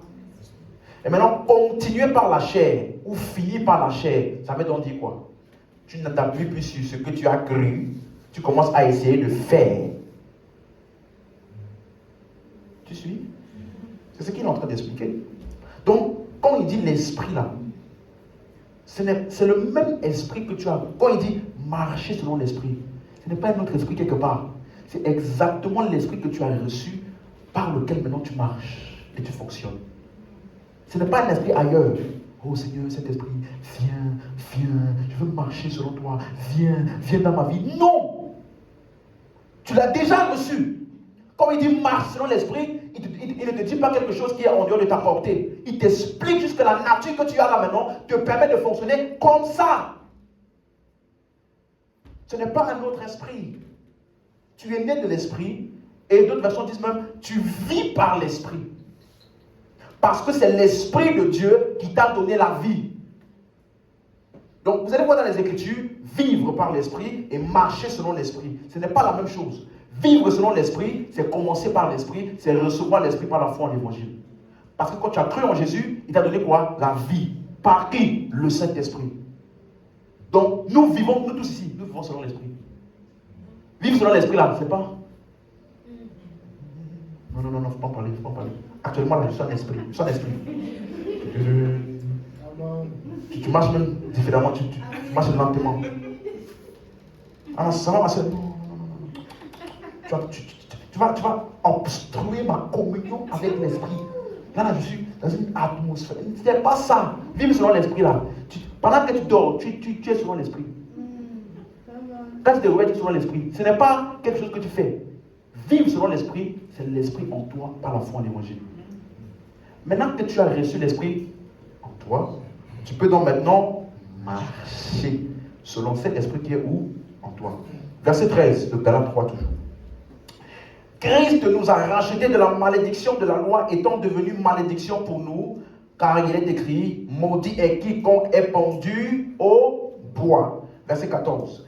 Afin que la bénédiction d'Abraham eût pour les païens son accomplissement en Jésus-Christ et que nous reçussions par la foi l'esprit qui avait été. Donc, qu'est-ce qu'on appelle la bénédiction d'Abraham? C'est clair? Ce n'est pas voiture, maison, bien matériel, parce que les incroyants ont ces choses. Alléluia. Amen. Galates chapitre 4, verset 4. Je vous fais parcourir le livre de Galates pour vous montrer comment est-ce que, avant de te dire marcher selon l'esprit, qui est l'œuvre présente là, regarde tout ce qui te dit d'abord que tu as déjà reçu. Verset 4, Galates 4, verset 4. Mais lorsque les temps ont été accomplis, Dieu a envoyé son Fils, né d'une femme, né sous la loi. Verset 5. Afin qu'il racheta, dis avec moi, racheta. Donc Christ est venu, il a racheté. Regardez ce qu'il dit. Ceux qui étaient sous la loi, afin que nous ressuscitions l'adoption de fils. Donc si tu es sous la loi, tu ne peux pas être fils. Il faut d'abord qu'on te rachète de la loi pour que tu puisses accéder à la filiation. Le plus grand niveau que les gens de la loi peuvent atteindre, c'est les serviteurs. Moïse, mon serviteur. Moïse, mon serviteur. Moïse, mon serviteur. Tel, mon serviteur. Mais dans la nouvelle alliance, après que Christ nous a rachetés de la loi, il nous a fait accéder à l'adoption de fils. Tu m'as suivi? Donc, nous là, la seule manière d'être fils, c'est en Christ Jésus. Alléluia. C'est clair? Donc, après avoir commencé par l'esprit, De quel esprit parlait-il? Verset 6. Après avoir dit l'adoption de fils, qu'est-ce qu'il dit? Verset 6. Et parce que vous êtes quelqu'un est fils ici? Parce que vous êtes fils, Dieu a envoyé dans nos cœurs quoi? Lequel crie? Est-ce que c'est clair? Regarde la suite, verset 7. Ainsi, tu n'es plus, mais, et si tu es fils, tu es aussi par la grâce de Dieu. Est-ce que c'est clair? Donc, quand tu dis maintenant Galates 4, verset 1, là, tu comprends aussi longtemps que l'héritier est enfant, il ne diffère rien de l'esclave, quoique. Donc, ouais, non. Nous tous, ceux qui sont en Christ, sont fils. Tu m'as suivi? Quand on dit enfant, fils, là, ce n'est pas un niveau que tu vas atteindre. Nous sommes tous fils. Et puisque nous sommes fils, Dieu a envoyé dans nos cœurs quoi? L'esprit de son, par lequel nous crions. Donc quand il dit marcher selon l'esprit, il parle de quoi? L'esprit de son, qui est où? Dans nos... Est-ce que c'est clair? Vous comprenez? Ce n'est pas quelque chose qui est extérieur. La suite, Galates 5 maintenant. Donc il dit le fruit de l'esprit. Tu peux appeler ça le fruit de l'esprit que tu as reçu. Le fruit, c'est ce qui est produit. Donc, l'esprit que tu as reçu là produit ceci. Est-ce que c'est clair? Vous comprenez? Maintenant, regardez. Galates chapitre 5, verset 24. Galates 5, 24. Ceux qui sont à Jésus-Christ crucifieront la chair avec ses passions et ses désirs. Ah, c'est pas ça? Ceux qui sont à Jésus vont faire des séminaires. Comment crucifier la chair avec ses passions? Hein? Ah, c'est pas ça? Ceux qui sont à Jésus-Christ vont organiser des campagnes. Non, c'est bon.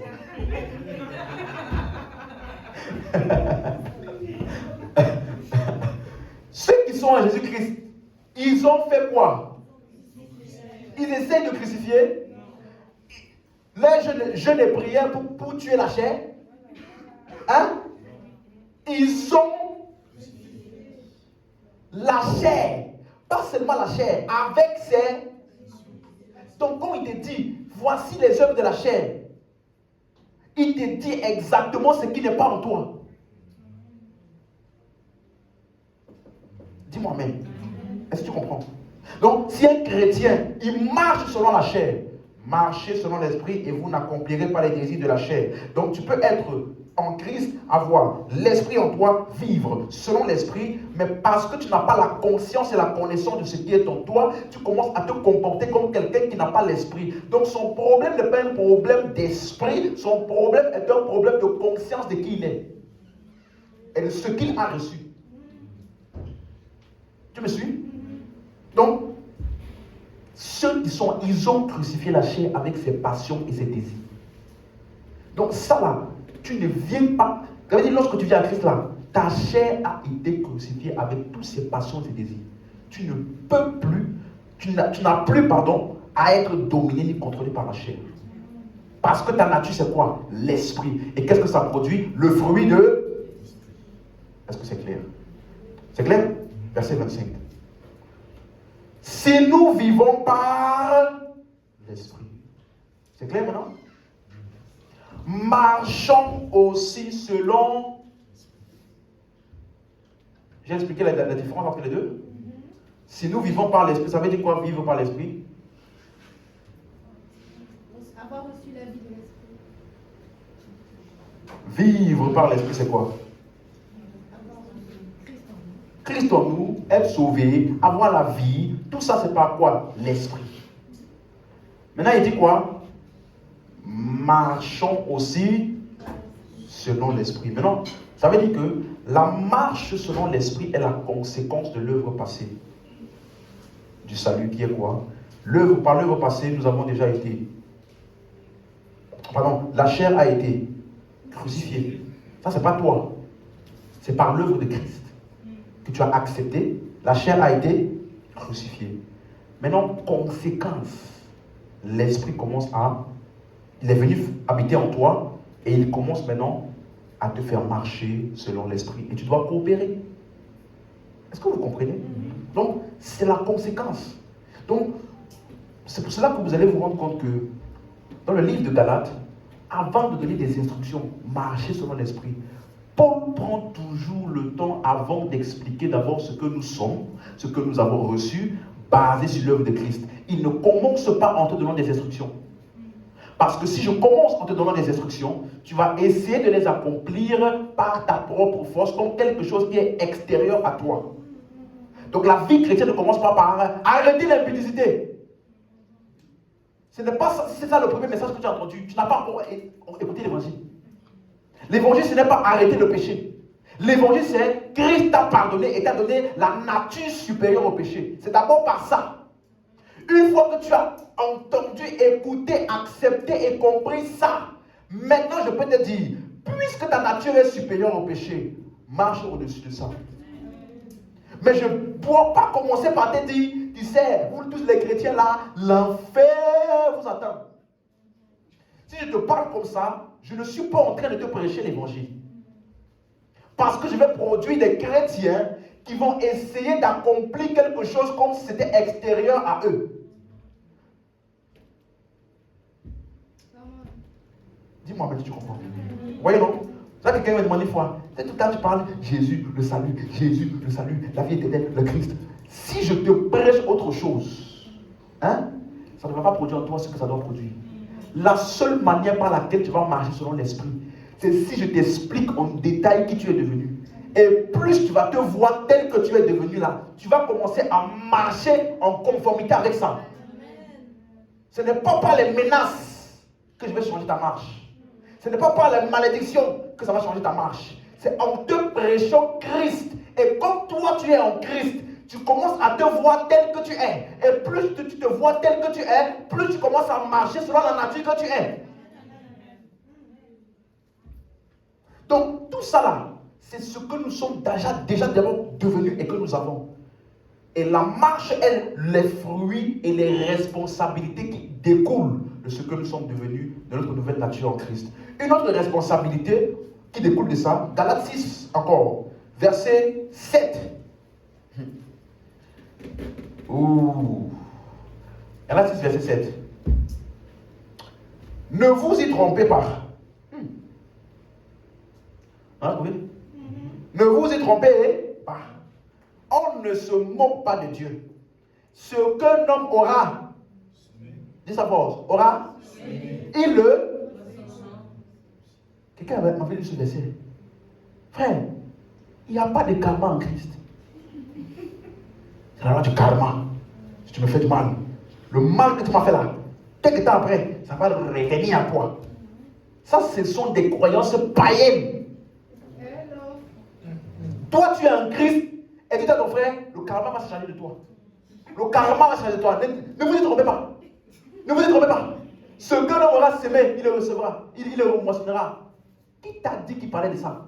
De ce que toi tu penses là. Donc toi, au lieu de marcher selon la nature de Christ, aimez vos ennemis. Faites du bien à ceux qui vous font du mal. Pardonnez. Toi, au lieu de ça, tu cherches les versets qui vont s'aligner à ton désir de vengeance. Dieu a dit à moi la vengeance. Tu sais quoi? Je te laisse. Le karma va se changer de toi. Donc tu restes là. Tu attends. Tu souhaites dans ton cœur. Dès qu'il arrive un événement mauvais, tu as vu? Ça s'est changé de toi. Tous ceux qui veulent mon mal là, c'est comme ça que ça va vous arriver. Continuez à me combattre. Dieu combattra pour moi. Écoute-moi, ça là, c'est la chair. De quoi parlait-il? Il n'y a pas de karma dans la vie chrétienne. Voici l'alliance. Je pardonnerai leurs iniquités. Je ne me souviendrai plus. En Christ, nous avons le pardon des péchés, pas le karma. Dis-moi amen. Tu m'as suivi? Mais pourquoi Paul a parlé comme ça ici? Paul a parlé comme ça parce que si tu penses que ça veut dire ce que tu penses là, parce que tu as commencé au verset 7. Tu as vu mon contexte? Verset 6 maintenant. Si tu savais de quoi il parlait, je pense que tu n'allais pas utiliser ce verset. Mais allons lire. que celui à qui l'on... On n'a pas trouvé? On a trouvé? Ok. Que celui à qui l'on enseigne là fasse part de quelques-uns de ses biens. Hey, pasteur, à celui qui l'enseigne. Hey, t'as vu? Ne vous y trompez pas. Donc, qui peut dire ça? Moi. Qui vous enseigne? Moi. Donc, de quoi parlait-il? Ça ne parlait pas de tes ennemis, hein? Est-ce que ça parlait de tes ennemis? Celui qui t'enseigne la parole là, tu dois faire quoi? Tu vois, maintenant tu veux bien répéter. Tu veux bien répéter. Est-ce que c'est moi qui ai écrit? Avant qu'on écrive là, je n'étais même pas né. Donc, tu dois faire part, pas seulement de ta voiture, ni de ta maison. De quoi? Aïe, aïe, aïe, aïe, aïe, mais pasteur là. Donc tu vois que si vraiment je voulais t'enseigner ces profondeurs-là, tu n'as plus de maison, hein? Tu n'as plus de voiture. Tu deviens multimillionnaire en un jour. Tout. Arrête tout. Pas. Non, ce pasteur, tu sais, ce mois, c'est compliqué. Je te donne juste ça. Non, hein? Tu dois venir, pasteur, voici tout ce que j'ai gagné. Qu'est-ce que tu décides? Tu prends un peu ou tu me laisses un peu?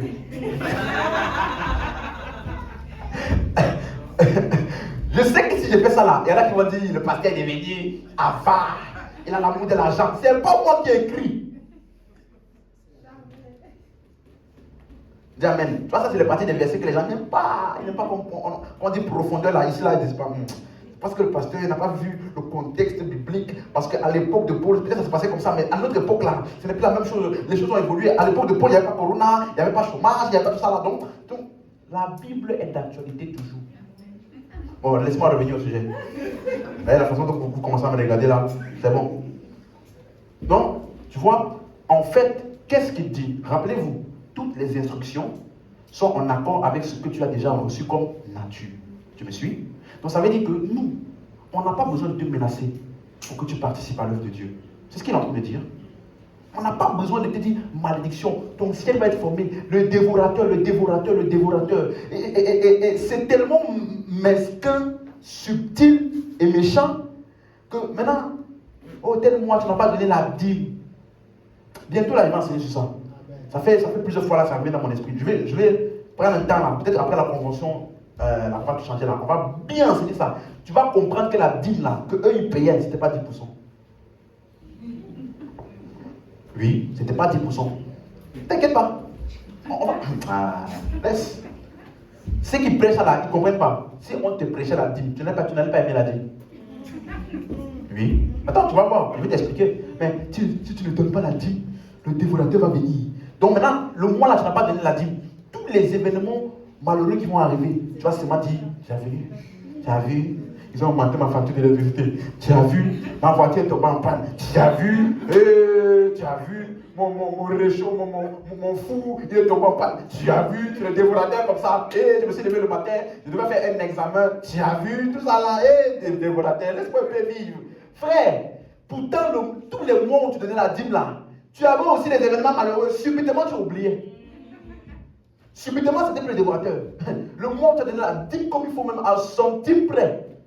Ce mois-là, tu as eu des événements qui sont passés. Là, tu n'as pas dit, c'est le dévorateur. Non, tu sais, dans la vie, la persévérance, Dieu est fidèle. Tu vois, c'est pour te montrer que tant que tu n'as pas la bonne compréhension, tu vas chercher à servir Dieu d'une manière erronée.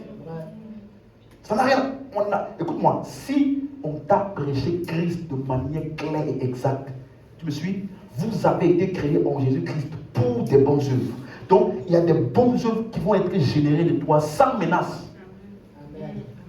L'une des choses qui montre que quelqu'un a compris Christ là, regardez, la femme au bord du puits, la femme samaritaine, elle ne voulait pas donner l'eau à Jésus. Vous me suivez? Tu es samaritain, tu es juif, moi je suis samaritain. Quel lien y a-t-il entre les juifs et les samaritains? Mais le moment où ses yeux se sont ouverts à qui est Jésus-Christ, qui est le don de Dieu pour l'humanité, qu'est-ce qu'elle a fait? Elle a donné le seau, elle a donné l'eau, elle est partie gagner toute une ville à Jésus. Dans Actes des Apôtres, lorsque les personnes étaient sauvées, quand tu lis Acte 4, tu vas voir, beaucoup, ils vendaient leurs propriétés. et déposer tout aux pieds des apôtres. Sans menace. Lorsque tu as compris Christ, on n'a pas besoin de te menacer. Parce que le salut qui est en toi là, commence à générer en toi et fait de toi quelqu'un de responsable. Dis-moi même si tu comprends. Donc, ça là, c'est pour ceux qui ont grandi, qui commencent à comprendre qu'il y a des responsabilités associées à notre vie chrétienne. Regardez, verset 6. Celui à qui on enseigne la parole fasse part de tous ses biens à celui qui l'enseigne. Ne vous y trompez pas. On ne se moque pas de Dieu. Ce qu'un homme aura semé, il le moissonnera aussi. Donc semer et moissonner là, c'est en rapport avec quoi? Ce que tu donnes par rapport... C'est clair? Maintenant regardez. Il va t'expliquer de quoi il parle. Verset 8. Celui qui sème pour sa chair moissonnera de la chair quoi? La corruption. Et celui qui sème pour l'esprit moissonnera de l'esprit quoi? La... Regardez. S'aimer pour la chair, ça veut dire s'aimer pour ton propre bénéfice. Ça n'a pas de l'égoïsme. Tu achètes ta nouvelle chaussure, ça va profiter à qui? Hein? À toi seul. Donc tu as s'aimer pour quoi? Pour toi. Tu comprends? C'est de ça qu'il parle. Tu as acheté le nouveau gadget, tu as acheté tout ce qui te fait plaisir. Tu achètes pour toi, ça profite à qui? À toi. Et quand il dit, il moissonnera la corruption. Corruption ou corruptible dans la Bible, ça parle de tout ce qui n'est pas éternel. Ça veut dire que ça va s'arrêter ici. Même si tu as acheté le plus grand château de la terre, quand tu vas partir de la terre là, le château là va partir avec toi? Ça va s'arrêter où? Vous comprenez? Donc si tu sèmes pour toi-même, ça n'a aucune valeur dans l'éternité. Ça ne va pas te suivre là-bas. Mais par contre, si tu sèmes pour l'esprit, tu vas s'aimer pour l'œuvre de Dieu, tu vas semer dans la vie de ton pasteur. Qu'est-ce qui va se passer? Il va aller prêcher l'évangile, les gens vont être sauvés et ils vont recevoir quoi? La vie. Donc tu vas s'aimer dans l'esprit et tu vas moissonner quoi là? La vie éternelle. Les hommes vont recevoir quoi? La vie éternelle. Et c'est ça qui te garantit quoi? Une récompense dans l'éternité. Vous suivez? J'avais donné l'exemple ici. Jusqu'aujourd'hui, on parle de la femme qui a versé son parfum sur Jésus. Jusqu'à... Ça fait des décennies. Même là-bas, de l'autre côté, dans l'éternité, on va parler d'elle. Pourquoi? Parce qu'elle a sémé dans le corps de qui? Christ. Donc ce n'est que ce que tu investis dans le corps de Christ qui est éternel. Ne vous amassez pas des trésors sur la terre. La rouille, la teigne peuvent le dévorer. Amassez-vous des trésors où? Dans le ciel. C'est de ça qu'il s'agit. Est-ce que tu comprends? Donc, ici, il est en train de te montrer clairement que tu dois vivre et investir et semer pour les choses éternelles. Si tu sèmes pour ce qui est temporaire, ça va s'arrêter ici. Mais tu sèmes pour ce qui est éternel, l'esprit, tu moissonnes la vie éternelle, les récompenses. Dis-moi même. Donc ça là, il parle à qui? Aux chrétiens qui ont déjà l'esprit. On n'a pas besoin de te menacer pour que tu donnes. Lorsque tu commences à grandir spirituellement, tu n'es plus un bébé. Lorsqu'un enfant, il vient de naître, il reçoit. Mais arrive un temps où il devient quoi? Responsable. N'est-ce pas? Tu deviens responsable. Tu commences à demander à ta mère, mais maman, le loyer c'est combien même ici à la maison? Depuis que je suis né, tu m'as jamais dit, c'est combien le loyer déjà? Tu commences à t'interroger sur le loyer. Mais maman, les courses là, est-ce que je ne peux pas faire des courses? Hein? Est-ce que je ne peux pas participer? On n'a pas besoin de te menacer. Hein? Si tu vois et tu considères ta maman ou ton papa, tu vas commencer à vouloir participer. Ça, c'est la caractéristique que tu as grandi. Mais tu peux avoir 40 ans dans la maison de tes parents. Et puis tu dors à midi. Jusqu'à midi. Oh, mais mon fils ne travaille pas. T'inquiète. J'ai le RSA. Je touche au chômage. Ça gère, on gère. Et puis tu n'es même pas préoccupé. Ta mère paye tout. Elle paye même tes habits. Elle paye. Et puis l'âge avance. Ça veut dire que l'âge avance, mais tu ne grandis pas en maturité. Donc si toi, tout ce que tu es béni, tu es béni. Tu dis amen. Arrivé à un moment là, tu dis, pasteur, je vois l'église là. Il n'y a pas quelque chose que je peux faire ici pour améliorer l'église. est-ce que je ne peux pas participer dans ça? Pasteur, je vois que le pupitre là, c'est trop noir. Il n'y a pas le pupitre transparent. Et puis tu dis, viens. C'est un exemple. C'est un exemple. Pasteur, tu vois, on va mettre un truc bien, tu vois, pasteur, la salle, pasteur, je ne sais pas, je me suis levé ce matin, je me suis dit que dans ce mois-là, je vais te décharger. Le loyer de la salle, c'est combien? Je te donne le prix. Pasteur, voilà le virement, c'est fait. Écoute-moi, je n'ai pas besoin de te dire, je vois dans l'esprit. C'est lui, les 24 personnes qui vont déposer une semaine, il a besoin de 2400. Hein. Les 24 personnes qui vont déposer une somme de 100 € ici. L'ange de l'Éternel me parle sur vous. Aïe, aïe, aïe, aïe, aïe, aïe, je vois une porte s'ouvrir dans ta vie. Les 24 personnes qui vont s'aimer sur ça, il a besoin de 2400 €. Ton frère, arrête ça. Peuple de Dieu, vous êtes membre de cette église. En tant que membre, vous êtes aussi responsable. Donc, on a besoin de 2400 €. Qui peut contribuer? C'est fini. Je vois. Faut arrêter de nous blaguer. Tu me suis? On n'a pas besoin. Quand tu es responsable, on n'a pas besoin de te forcer. Parce que tu sais, frère, si tu ne contribues pas, tu arrives ici un dimanche, bien habillé là, la porte est fermée. Tu vas aviser qui? Franchement, le pasteur là, il n'est pas de Dieu. Hein. Tu as donné combien? Le pasteur là, vraiment, il n'est pas de Dieu. Hein. Comment? On dirait que Dieu ne continue pas à fonctionner avec lui. Hey. Si tu avais donné, et puis c'était fermé, j'allais comprendre. Mais si tu ne donnes pas, et puis c'est fermé, et puis tu te plains. Pasteur, justement l'église, je ne comprends pas. Je ne comprends pas pourquoi la porte est fermée. Comment tu ne comprends pas? Tu dois comprendre. Amen. Donc, Paul parle comme ça, parce qu'il a déjà expliqué bien en amont ta nature. Est-ce que tu comprends? Donc, ce sont des instructions qui sont inhérentes à toi. Tu ne peux pas être dans une église pendant longtemps et tu n'as jamais donné. Non, et puis tu es tranquille, ça ne te dérange pas. Moi, je peux comprendre, il y a des moments où c'est compliqué, tout ça. Mais toi-même en toi, non. Avec la qualité de la parole que je reçois là, il faut que je fasse quelque chose pour participer à ça. Quelqu'un a donné pour que j'écoute. Quelqu'un a donné pour que j'ai l'accès à ça. Moi aussi, je vais donner pour que d'autres puissent écouter. Tu vois? Je vous donne un défi. Partez dans les églises où on prêche, tu dois donner pour être béni. Hein? Dites-leur ceci. Venez donner à l'église et rien ne va se passer dans vos vies. Tu vas voir le nombre d'offrandes qui étaient comme ça là. Tu sais pourquoi? Parce que ce genre de doctrine-là développe en l'homme l'avarice, la cupidité, le désir. En fait, tu peux vider ton compte, hein, tu donnes 10 000 €. Mais pas parce que tu veux soutenir l'œuvre de Dieu. Hein. Tu donnes ça parce que tu es en train de voir. Il a dit 10 fois plus. Il a dit 10 fois plus. Donc je donne ça, mais je sais qu'il y a 100 000 qui arrivent. Et quand il y a les 100 000 n'arrivent pas là. Oh, pasteur, je ne comprends pas. Il fait tout.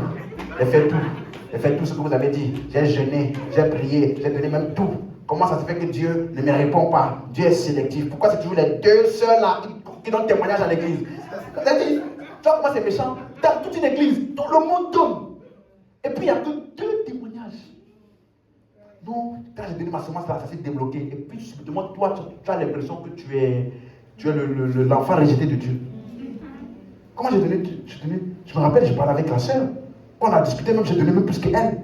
Et puis elle a donné témoignage. Et moi, genre, c'est comme si ça s'est même empiré même. Non. Tu vois, si tu donnes pour les bonnes raisons, tu n'as pas ce genre de problème. Parce que ce pourquoi tu donnes là, tu vas voir le résultat. Forcément. Tu donnes pourquoi? Les âmes sont sauvées, les disciples sont formés, la parole est enseignée. Donc à chaque fois que tu donnes, et que tu vois le pasteur en train d'enseigner là, et que beaucoup sont bénis là, c'est fini. Voilà ce qu'est le résultat de ce que tu as donné. Tu suis maintenant? Est-ce que vous comprenez? C'est ça. C'est le résultat de l'œuvre de Christ. Ce n'est pas tu donnes et puis tu vas vérifier ton compte. Ce mois-là, la faveur de Dieu. Et puis le pasteur va venir la semaine après. L'esprit m'a révélé. Et à certains d'entre vous ici, c'est vrai que vous avez donné. Mais il y a une chose qui vous manque. Il y a une chose qui vous manque. Voilà pourquoi ça ne marche pas encore. Il y aura toujours une chose qui manque. La chose qui manque là ne concernera jamais ceux qui sont venus témoigner. Eux qui ont témoigné là, il n'y a pas de choses qui leur manquent. Mais si tu parles avec eux là, tu vas voir qu'il y a beaucoup de choses. Donc leur témoignage n'a rien à voir avec ce qu'ils ont donné. Ils ont agi, ça s'est passé. Dis-moi amen. Est-ce que vous comprenez? Donc, dans l'église où on prêche Christ, la nature de Christ en toi, Dieu a tant aimé le monde qu'il a donné. Ça, c'est sa nature. Donc, si le même Dieu là vient maintenant habiter en toi, il va commencer à générer en toi le vouloir et le faire. Et donc, maintenant, quand tu vas commencer à avoir des ressources, au lieu de penser seulement à toi, subitement va naître en toi quoi? L'amour. Il faut que je participe. Il faut que l'œuvre de Dieu avance. Il faut que je sois membre intégrant. Ça fait 6 mois, 7 mois, 8 mois que je suis dans l'église. Il faut que je commence maintenant à participer. Est-ce que je peux faire ceci, pasteur? Est-ce que je peux faire cela? J'ai envie d'aller partir évangéliser parce que la parole que j'ai reçue là doit bénéficier aux autres. On n'a pas besoin de te menacer. Dis amen. Donc la même chose, vous allez voir ça pour terminer dans le livre d'Éphésiens. Chapitre 1, verset 22. Regardez. Regardez comment l'apôtre Paul, il expose ces vérités-là. Éphésiens 1, pardon, verset 3. Béni soit Dieu, le Père de notre Seigneur Jésus-Christ, qui nous a bénis de toutes sortes de bénédictions spirituelles dans les lieux célestes en Christ. Passé ou présent? Ça c'est passé, n'est-ce pas? Ok. Verset 22. Il a tout mis sous ses pieds et l'a donné pour chef suprême à l'Église, qui est son corps, la plénitude de celui qui remplit tout en tous. Passé ou présent? Passé. Éphésiens 2, verset 6. Il nous a ressuscités ensemble et nous a fait asseoir ensemble dans les lieux célestes en Christ. Passé ou présent? On est d'accord? Verset 18. Car par lui, nous avons, les uns et les autres, accès au Père dans un même esprit. Passé ou présent?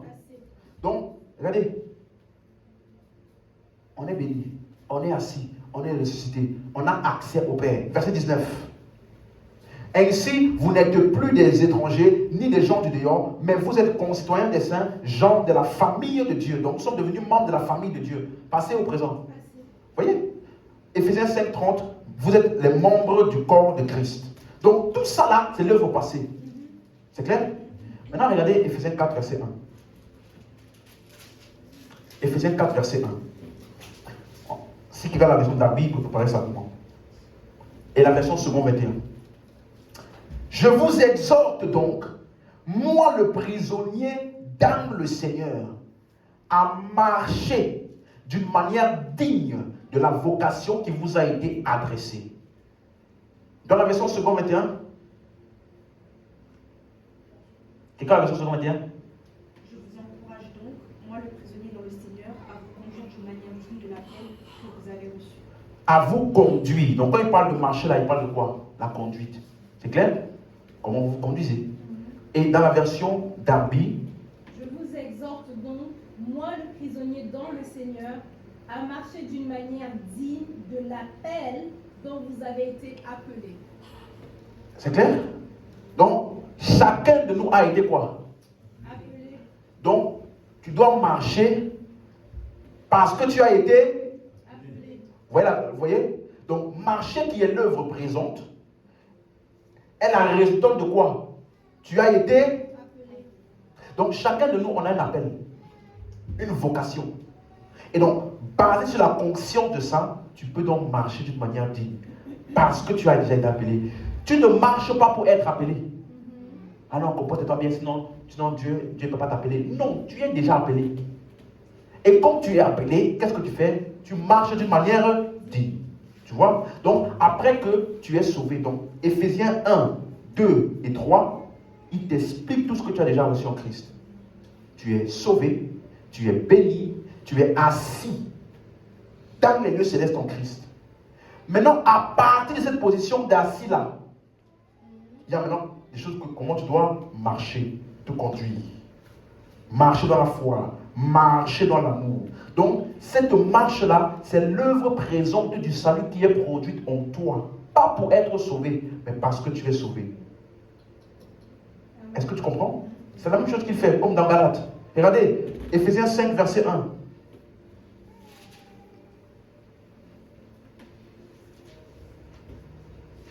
Éphésiens 5, 1, c'est bon? Devenez donc les imitateurs de Dieu comme des enfants bien-aimés. Marchez dans l'amour. Comprenez? Marchez dans l'amour. À l'exemple de Christ qui nous a aimés et s'est livré lui-même à Dieu pour nous comme une offrande et un sacrifice de bonne odeur. Verset 6.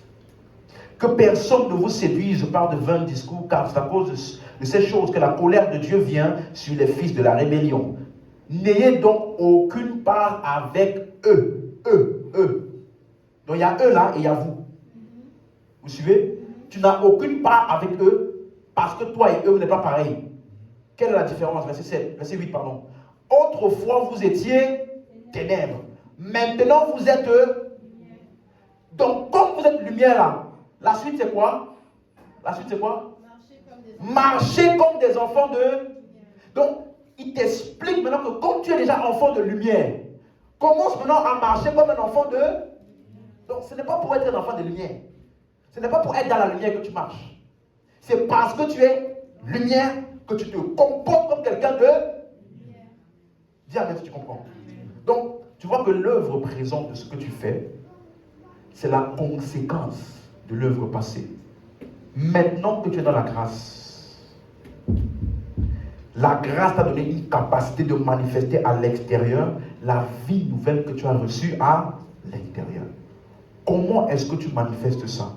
En coopérant avec les désirs de vouloir et de faire que Dieu produit en toi. Les désirs, les impulsions qui sont suscités en toi par Dieu. Tu as la possibilité de coopérer avec cela. Et tu as aussi la possibilité de refuser si tu es mal enseigné. Est-ce que quelqu'un comprend? Donc la grâce, en fait, ce n'est pas un appel à l'irresponsabilité. Note ça, c'est bien. La grâce n'est pas un appel à l'irresponsabilité. Bien au contraire, c'est un appel à une responsabilité totale parce que nous sommes des fils. Lorsque tu es un fils, tu deviens responsable. Tu t'occupes des affaires, du business de ton père. Tu es? Lorsque Jésus était bébé, grandissait, faisait les choses.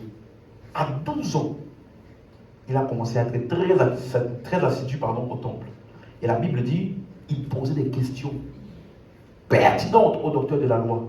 Et quand ses parents sont venus le chercher, les gars, je dois m'occuper des affaires de mon... Tu vois? Quand vient l'âge de la conscience, de la mission et de l'appel de Dieu sur toi, tu commences à t'occuper des affaires de ton père. Mais si tu es juste là pour recevoir, non, ça veut dire que tu ne grandis pas assez. Tu vois? Donc tu peux être à l'église comme ça, tu as le titre de membre, mais en fait tu es un visiteur. Oui. Parce que dans les membres de nos corps là, chaque membre a une fonction qui bénéficie au corps. Tu suis? Mais si tu es juste un visiteur, tu viens, tu reçois, tu pars. Mais si tu es membre intégrant, tu as ta part qui bénéficie à tout le corps. C'est ça, quelqu'un de responsable et qui a compris le message. Éphésiens 6, verset 10. Amen. Hein? Amen. Au reste, fortifiez-vous dans le Seigneur et par sa force toute puissante. Mais il n'a pas dit Dieu va te fortifier, c'est ça? Fortifier dans le Seigneur et par sa force. Mais si tu lis le livre d'Éphésiens, tu vas comprendre que la force toute puissante là n'est pas quelque part, c'est en toi.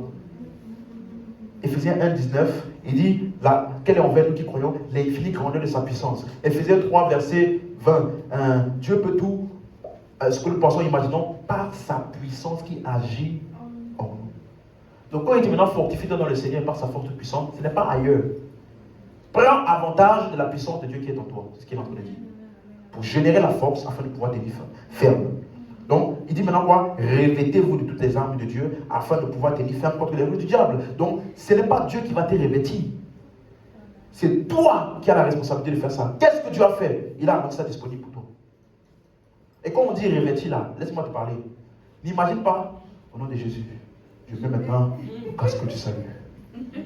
Tu t'imagines, comme dans les films de gladiateurs là, je mets le casque. Je mets maintenant la cuirasse de la justice. Non? Aucune de ces choses-là n'est physique. Ce sont des vérités. La cuirasse de la justice, c'est une vérité à laquelle tu dois être conscient constamment. Sinon, tu ne pourras pas résister contre les attaques. Qu'est-ce qu'il y a dans le cœur? Accusation. Qu'est-ce qu'il y a dans le cœur? Condamnation. Ça bouleverse ton assurance. Donc la cuirasse de la justice, c'est quoi? C'est la conscience permanente que je suis justifié en Christ. Et que je suis la justice de Dieu. Quand tu marches avec ça, cette conscience-là, c'est ça qu'il est en train de dire ici. Donc quand l'ennemi attaque, oh, tu as fait ça. Attaque, oh, tu n'es pas qualifié devant Dieu. Qu'est-ce que tu fais? Il n'y a maintenant aucune condamnation. Là, tu es en train de fonctionner avec la cuirasse de la justice. Pourquoi? Parce que tout ce qui veut te faire croire que tu n'es pas qualifié devant Dieu, tu rejettes ça parce que tu as la cuirasse. Le casque du salut, c'est quoi? Tout ce qui veut briser ton assurance du salut. Attention, la sanctification, sans laquelle nul ne verra Dieu. Peuple de Dieu, Jésus revient bientôt. Peuple de Dieu, le Jésus revient bientôt. Attention, peuple de Dieu, parce que Jésus m'a parlé hier dans mon songe. Il m'a dit, il reste quelque temps. Si tu n'es pas droit avec Dieu, reviens, parce que sinon, il peut effacer ton nom dans le livre de vie. Tu vois? Quand tu écoutes cet enseignement-là, tu dois te dire, sans effet. Oui? Tu me suis? Si tu m'invites, moi, écoute-moi, si tu m'invites, moi, hein, dans cet endroit-là, si tu es à côté de moi, tu vas voir, tu vas penser que je... Non, c'est vrai. Pendant qu'il parle, sans effet. Tu mens. Pas vrai. Pas vrai. Non, Ephésiens 2:5 dit ça. Non.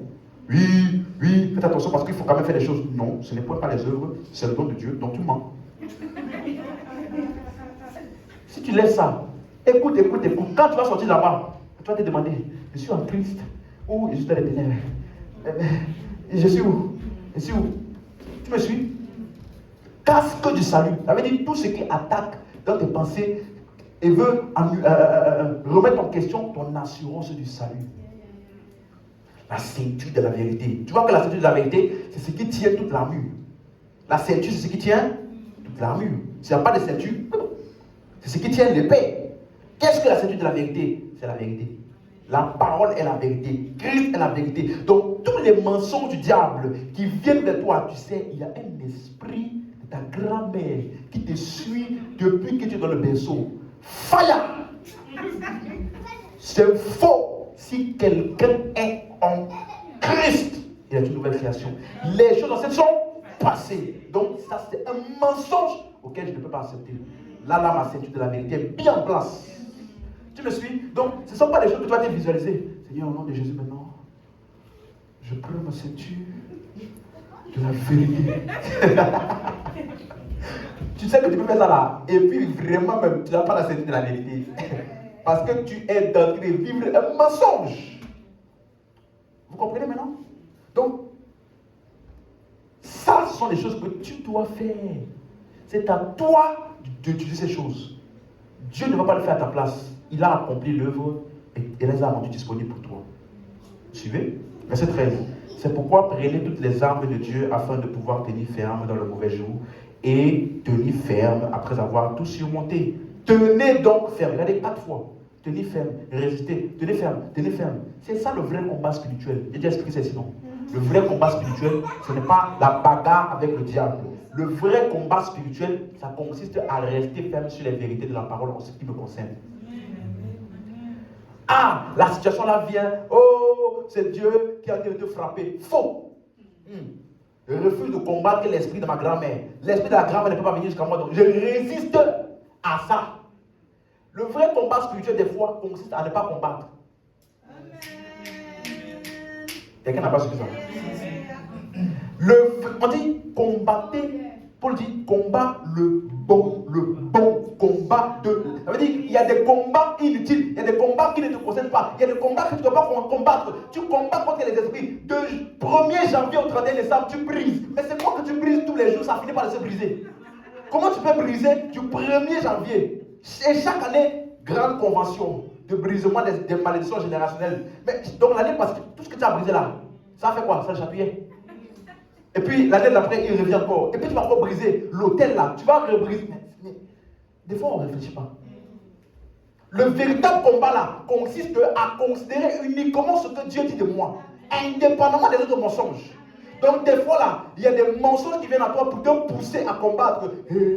Si tu ne pries pas à 3h22, il y a l'esprit de nuit et le mari de nuit qui vont venir te fatiguer. Donc quand j'entends ça, à 3h22, le désir de vouloir partir prier là vient. Je refuse.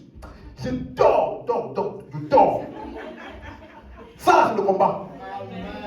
Parce qu'en dormant, tu refuses de considérer ce mensonge.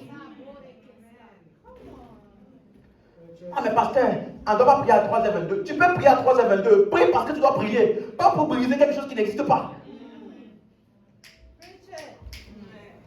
Répétez afin de tenir ferme. Donc quand tu combats, tu fais quoi? Je tiens ferme. C'est ça qui te bloque ta vie. C'est faux. Je tiens ferme. Ici, là, c'est ce que Dieu a dit de moi qui est la vérité. Ah non, c'est ta grand-mère qui avait fait un vœu. Elle avait donné ton âme à un esprit. Dieu a dit la terre m'appartient et tout ce qu'elle contient. Donc j'appartiens à Dieu. Dieu a dit dans Ézéchiel, toutes les âmes sont à moi. Donc tu appartiens à Dieu. Il n'y a personne qui peut vendre mon âme à quelqu'un. Ça appartient à Dieu. Donc au lieu de partir maintenant, commence à faire des rituels. Je récupère. Tout ce qui avait volé mon âme, je récupère. Tout ce qu'on avait volé, je récupère. Ça là, c'est le faux combat. C'est le combat de l'ignorance. Même si tu gaspilles de l'énergie physique. Donc, des fois, le combat là, ça consiste à rien faire. Va combattre. Va briser. Je ne brise pas.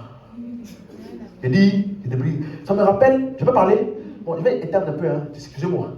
Ça me rappelle quand ma femme était enceinte. Il y a un homme de Dieu que je respecte jusqu'à aujourd'hui. Il a dit, je sens que de voir, il y a des esprits familiers du côté de ta femme qui veulent essayer d'attaquer ton enfant.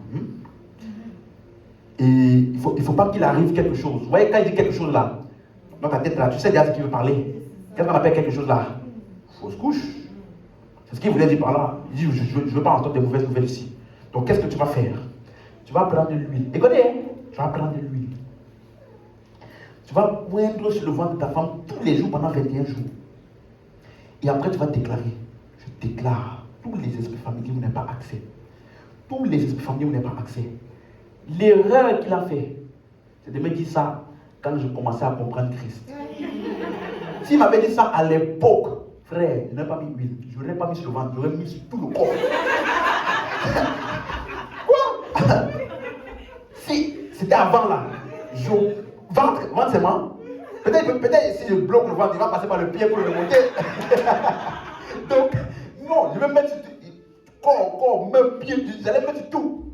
Comme ça, je blinde partout. Mais il a fait l'erreur de me dire ça quand j'avais compris Christ. Je suis rentré chez moi, je n'ai même pas dit à ma femme. Elle dit, cette fois tu peux dire là. Et puis, toi tu es ferme, hein? Mais elle commence à dire, elle dit, tu ne penses pas que. Non. J'ai dit, regarde ça pour moi. J'ai dit, je suis rentré chez moi, qu'est-ce que j'ai fait? J'ai dit, je m'assois. J'ai dit, juste pour montrer que ça n'existe pas. Je ne vais rien. Même Seigneur, merci pour ça. Je ne veux même pas dire, même pas prier, rien. Et puis, la grossesse s'est passée très bien. Et puis, l'enfant est né vite. Elle dit, tu sais, les gens, ils font contraction 1 heure, 2 heures, 3 heures. Elle est venue, tout se sortir.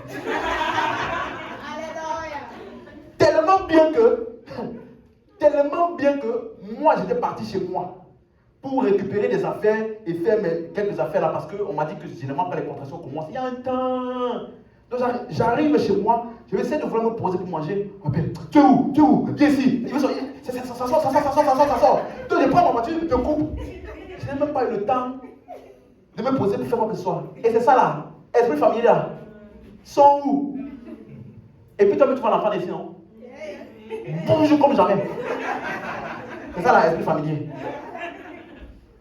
Donc, des fois, le vrai combat consiste à ignorer les mensonges et rester posé. L'esprit va venir pour faire ça. J'ai dit, si tu es esprit, il faut venir. Je suis là, posé, et je ne prie pas contre toi. Je dors. Parce que tu sais qui tu es. es, là où tu es, et tu ne considères que ce que Dieu dit de toi. Rien d'autre. Je déclare ta vie, quels que soient les mensonges qu'on avait parlé sur toi, c'est sans effet. Tu n'as pas besoin de combattre, reste posé. Christ est en charge. Donne-moi pour amen ici plus que ça. Alléluia. Ça, c'est notre réalité. Ça, c'est notre réalité. Tu t'imagines, si tu ne comprenais pas les Écritures, tu allais commencer à faire des neuvaines d'huile. Huile. Ça finit même, tu vas. J'ai oublié aujourd'hui que l'huile est finie. Même s'il est minuit. Hein? Imagine-toi. C'est à minuit tous les jours que tu fais. Et puis hier, là, l'huile est finie. Hein? Donc il est minuit. Tu te rappelles que l'huile est finie. Tu fais comment? Il n'y a plus d'huile. Tu vas aller cogner chez le voisin. Voisin, je suis désolé. Je n'ai pas l'habitude de faire la vie. Il me faut une bouteille d'huile. Tu vois à quel point tu es parano? Tu es devenu parano. Tandis que c'est lui que tu vas acheter avec ton argent. Et c'est lui que tu vas acheter avec ton argent là, qui va blinder toi. Non, franchement, que Dieu nous aide. Amen. On peut se lever. Amen. Donc, verset 18, il dit, faites en tout temps par l'esprit toutes sortes de prières et de supplications. Veillez à cela avec une entière persévérance. Donc, nous prions aussi par l'esprit parce que nous sommes nés de l'esprit. Est-ce que vous avez vu comment l'apôtre Paul analyse la chose? De Éphésiens 1 jusqu'à Éphésiens 3, il te dit qui tu es. À partir de Éphésiens 4, marchez d'une manière digne de l'appel qui est sur vous. Il te commence maintenant à te dire des responsabilités et les choses qui découlent de ta nature. Priez par l'esprit, revêtez les armes de Dieu, fortifiez. Tout ça là, ce n'est pas quelque chose d'extérieur à toi, c'est exactement ce qui est déjà en toi. Amen. Est-ce que c'est clair pour quelqu'un? Donc, l'œuvre passée du salut est ce qui nous habilite et nous rend capables de fonctionner dans l'œuvre présente. Ce que Christ a fait est ce qui est la base de ce que nous faisons maintenant. Si nous donnons, c'est parce qu'il nous a donné le premier. Si nous servons, c'est parce qu'il a donné sa vie pour nous. Et nous, maintenant, nous donnons notre vie pour les autres. Pas l'inverse.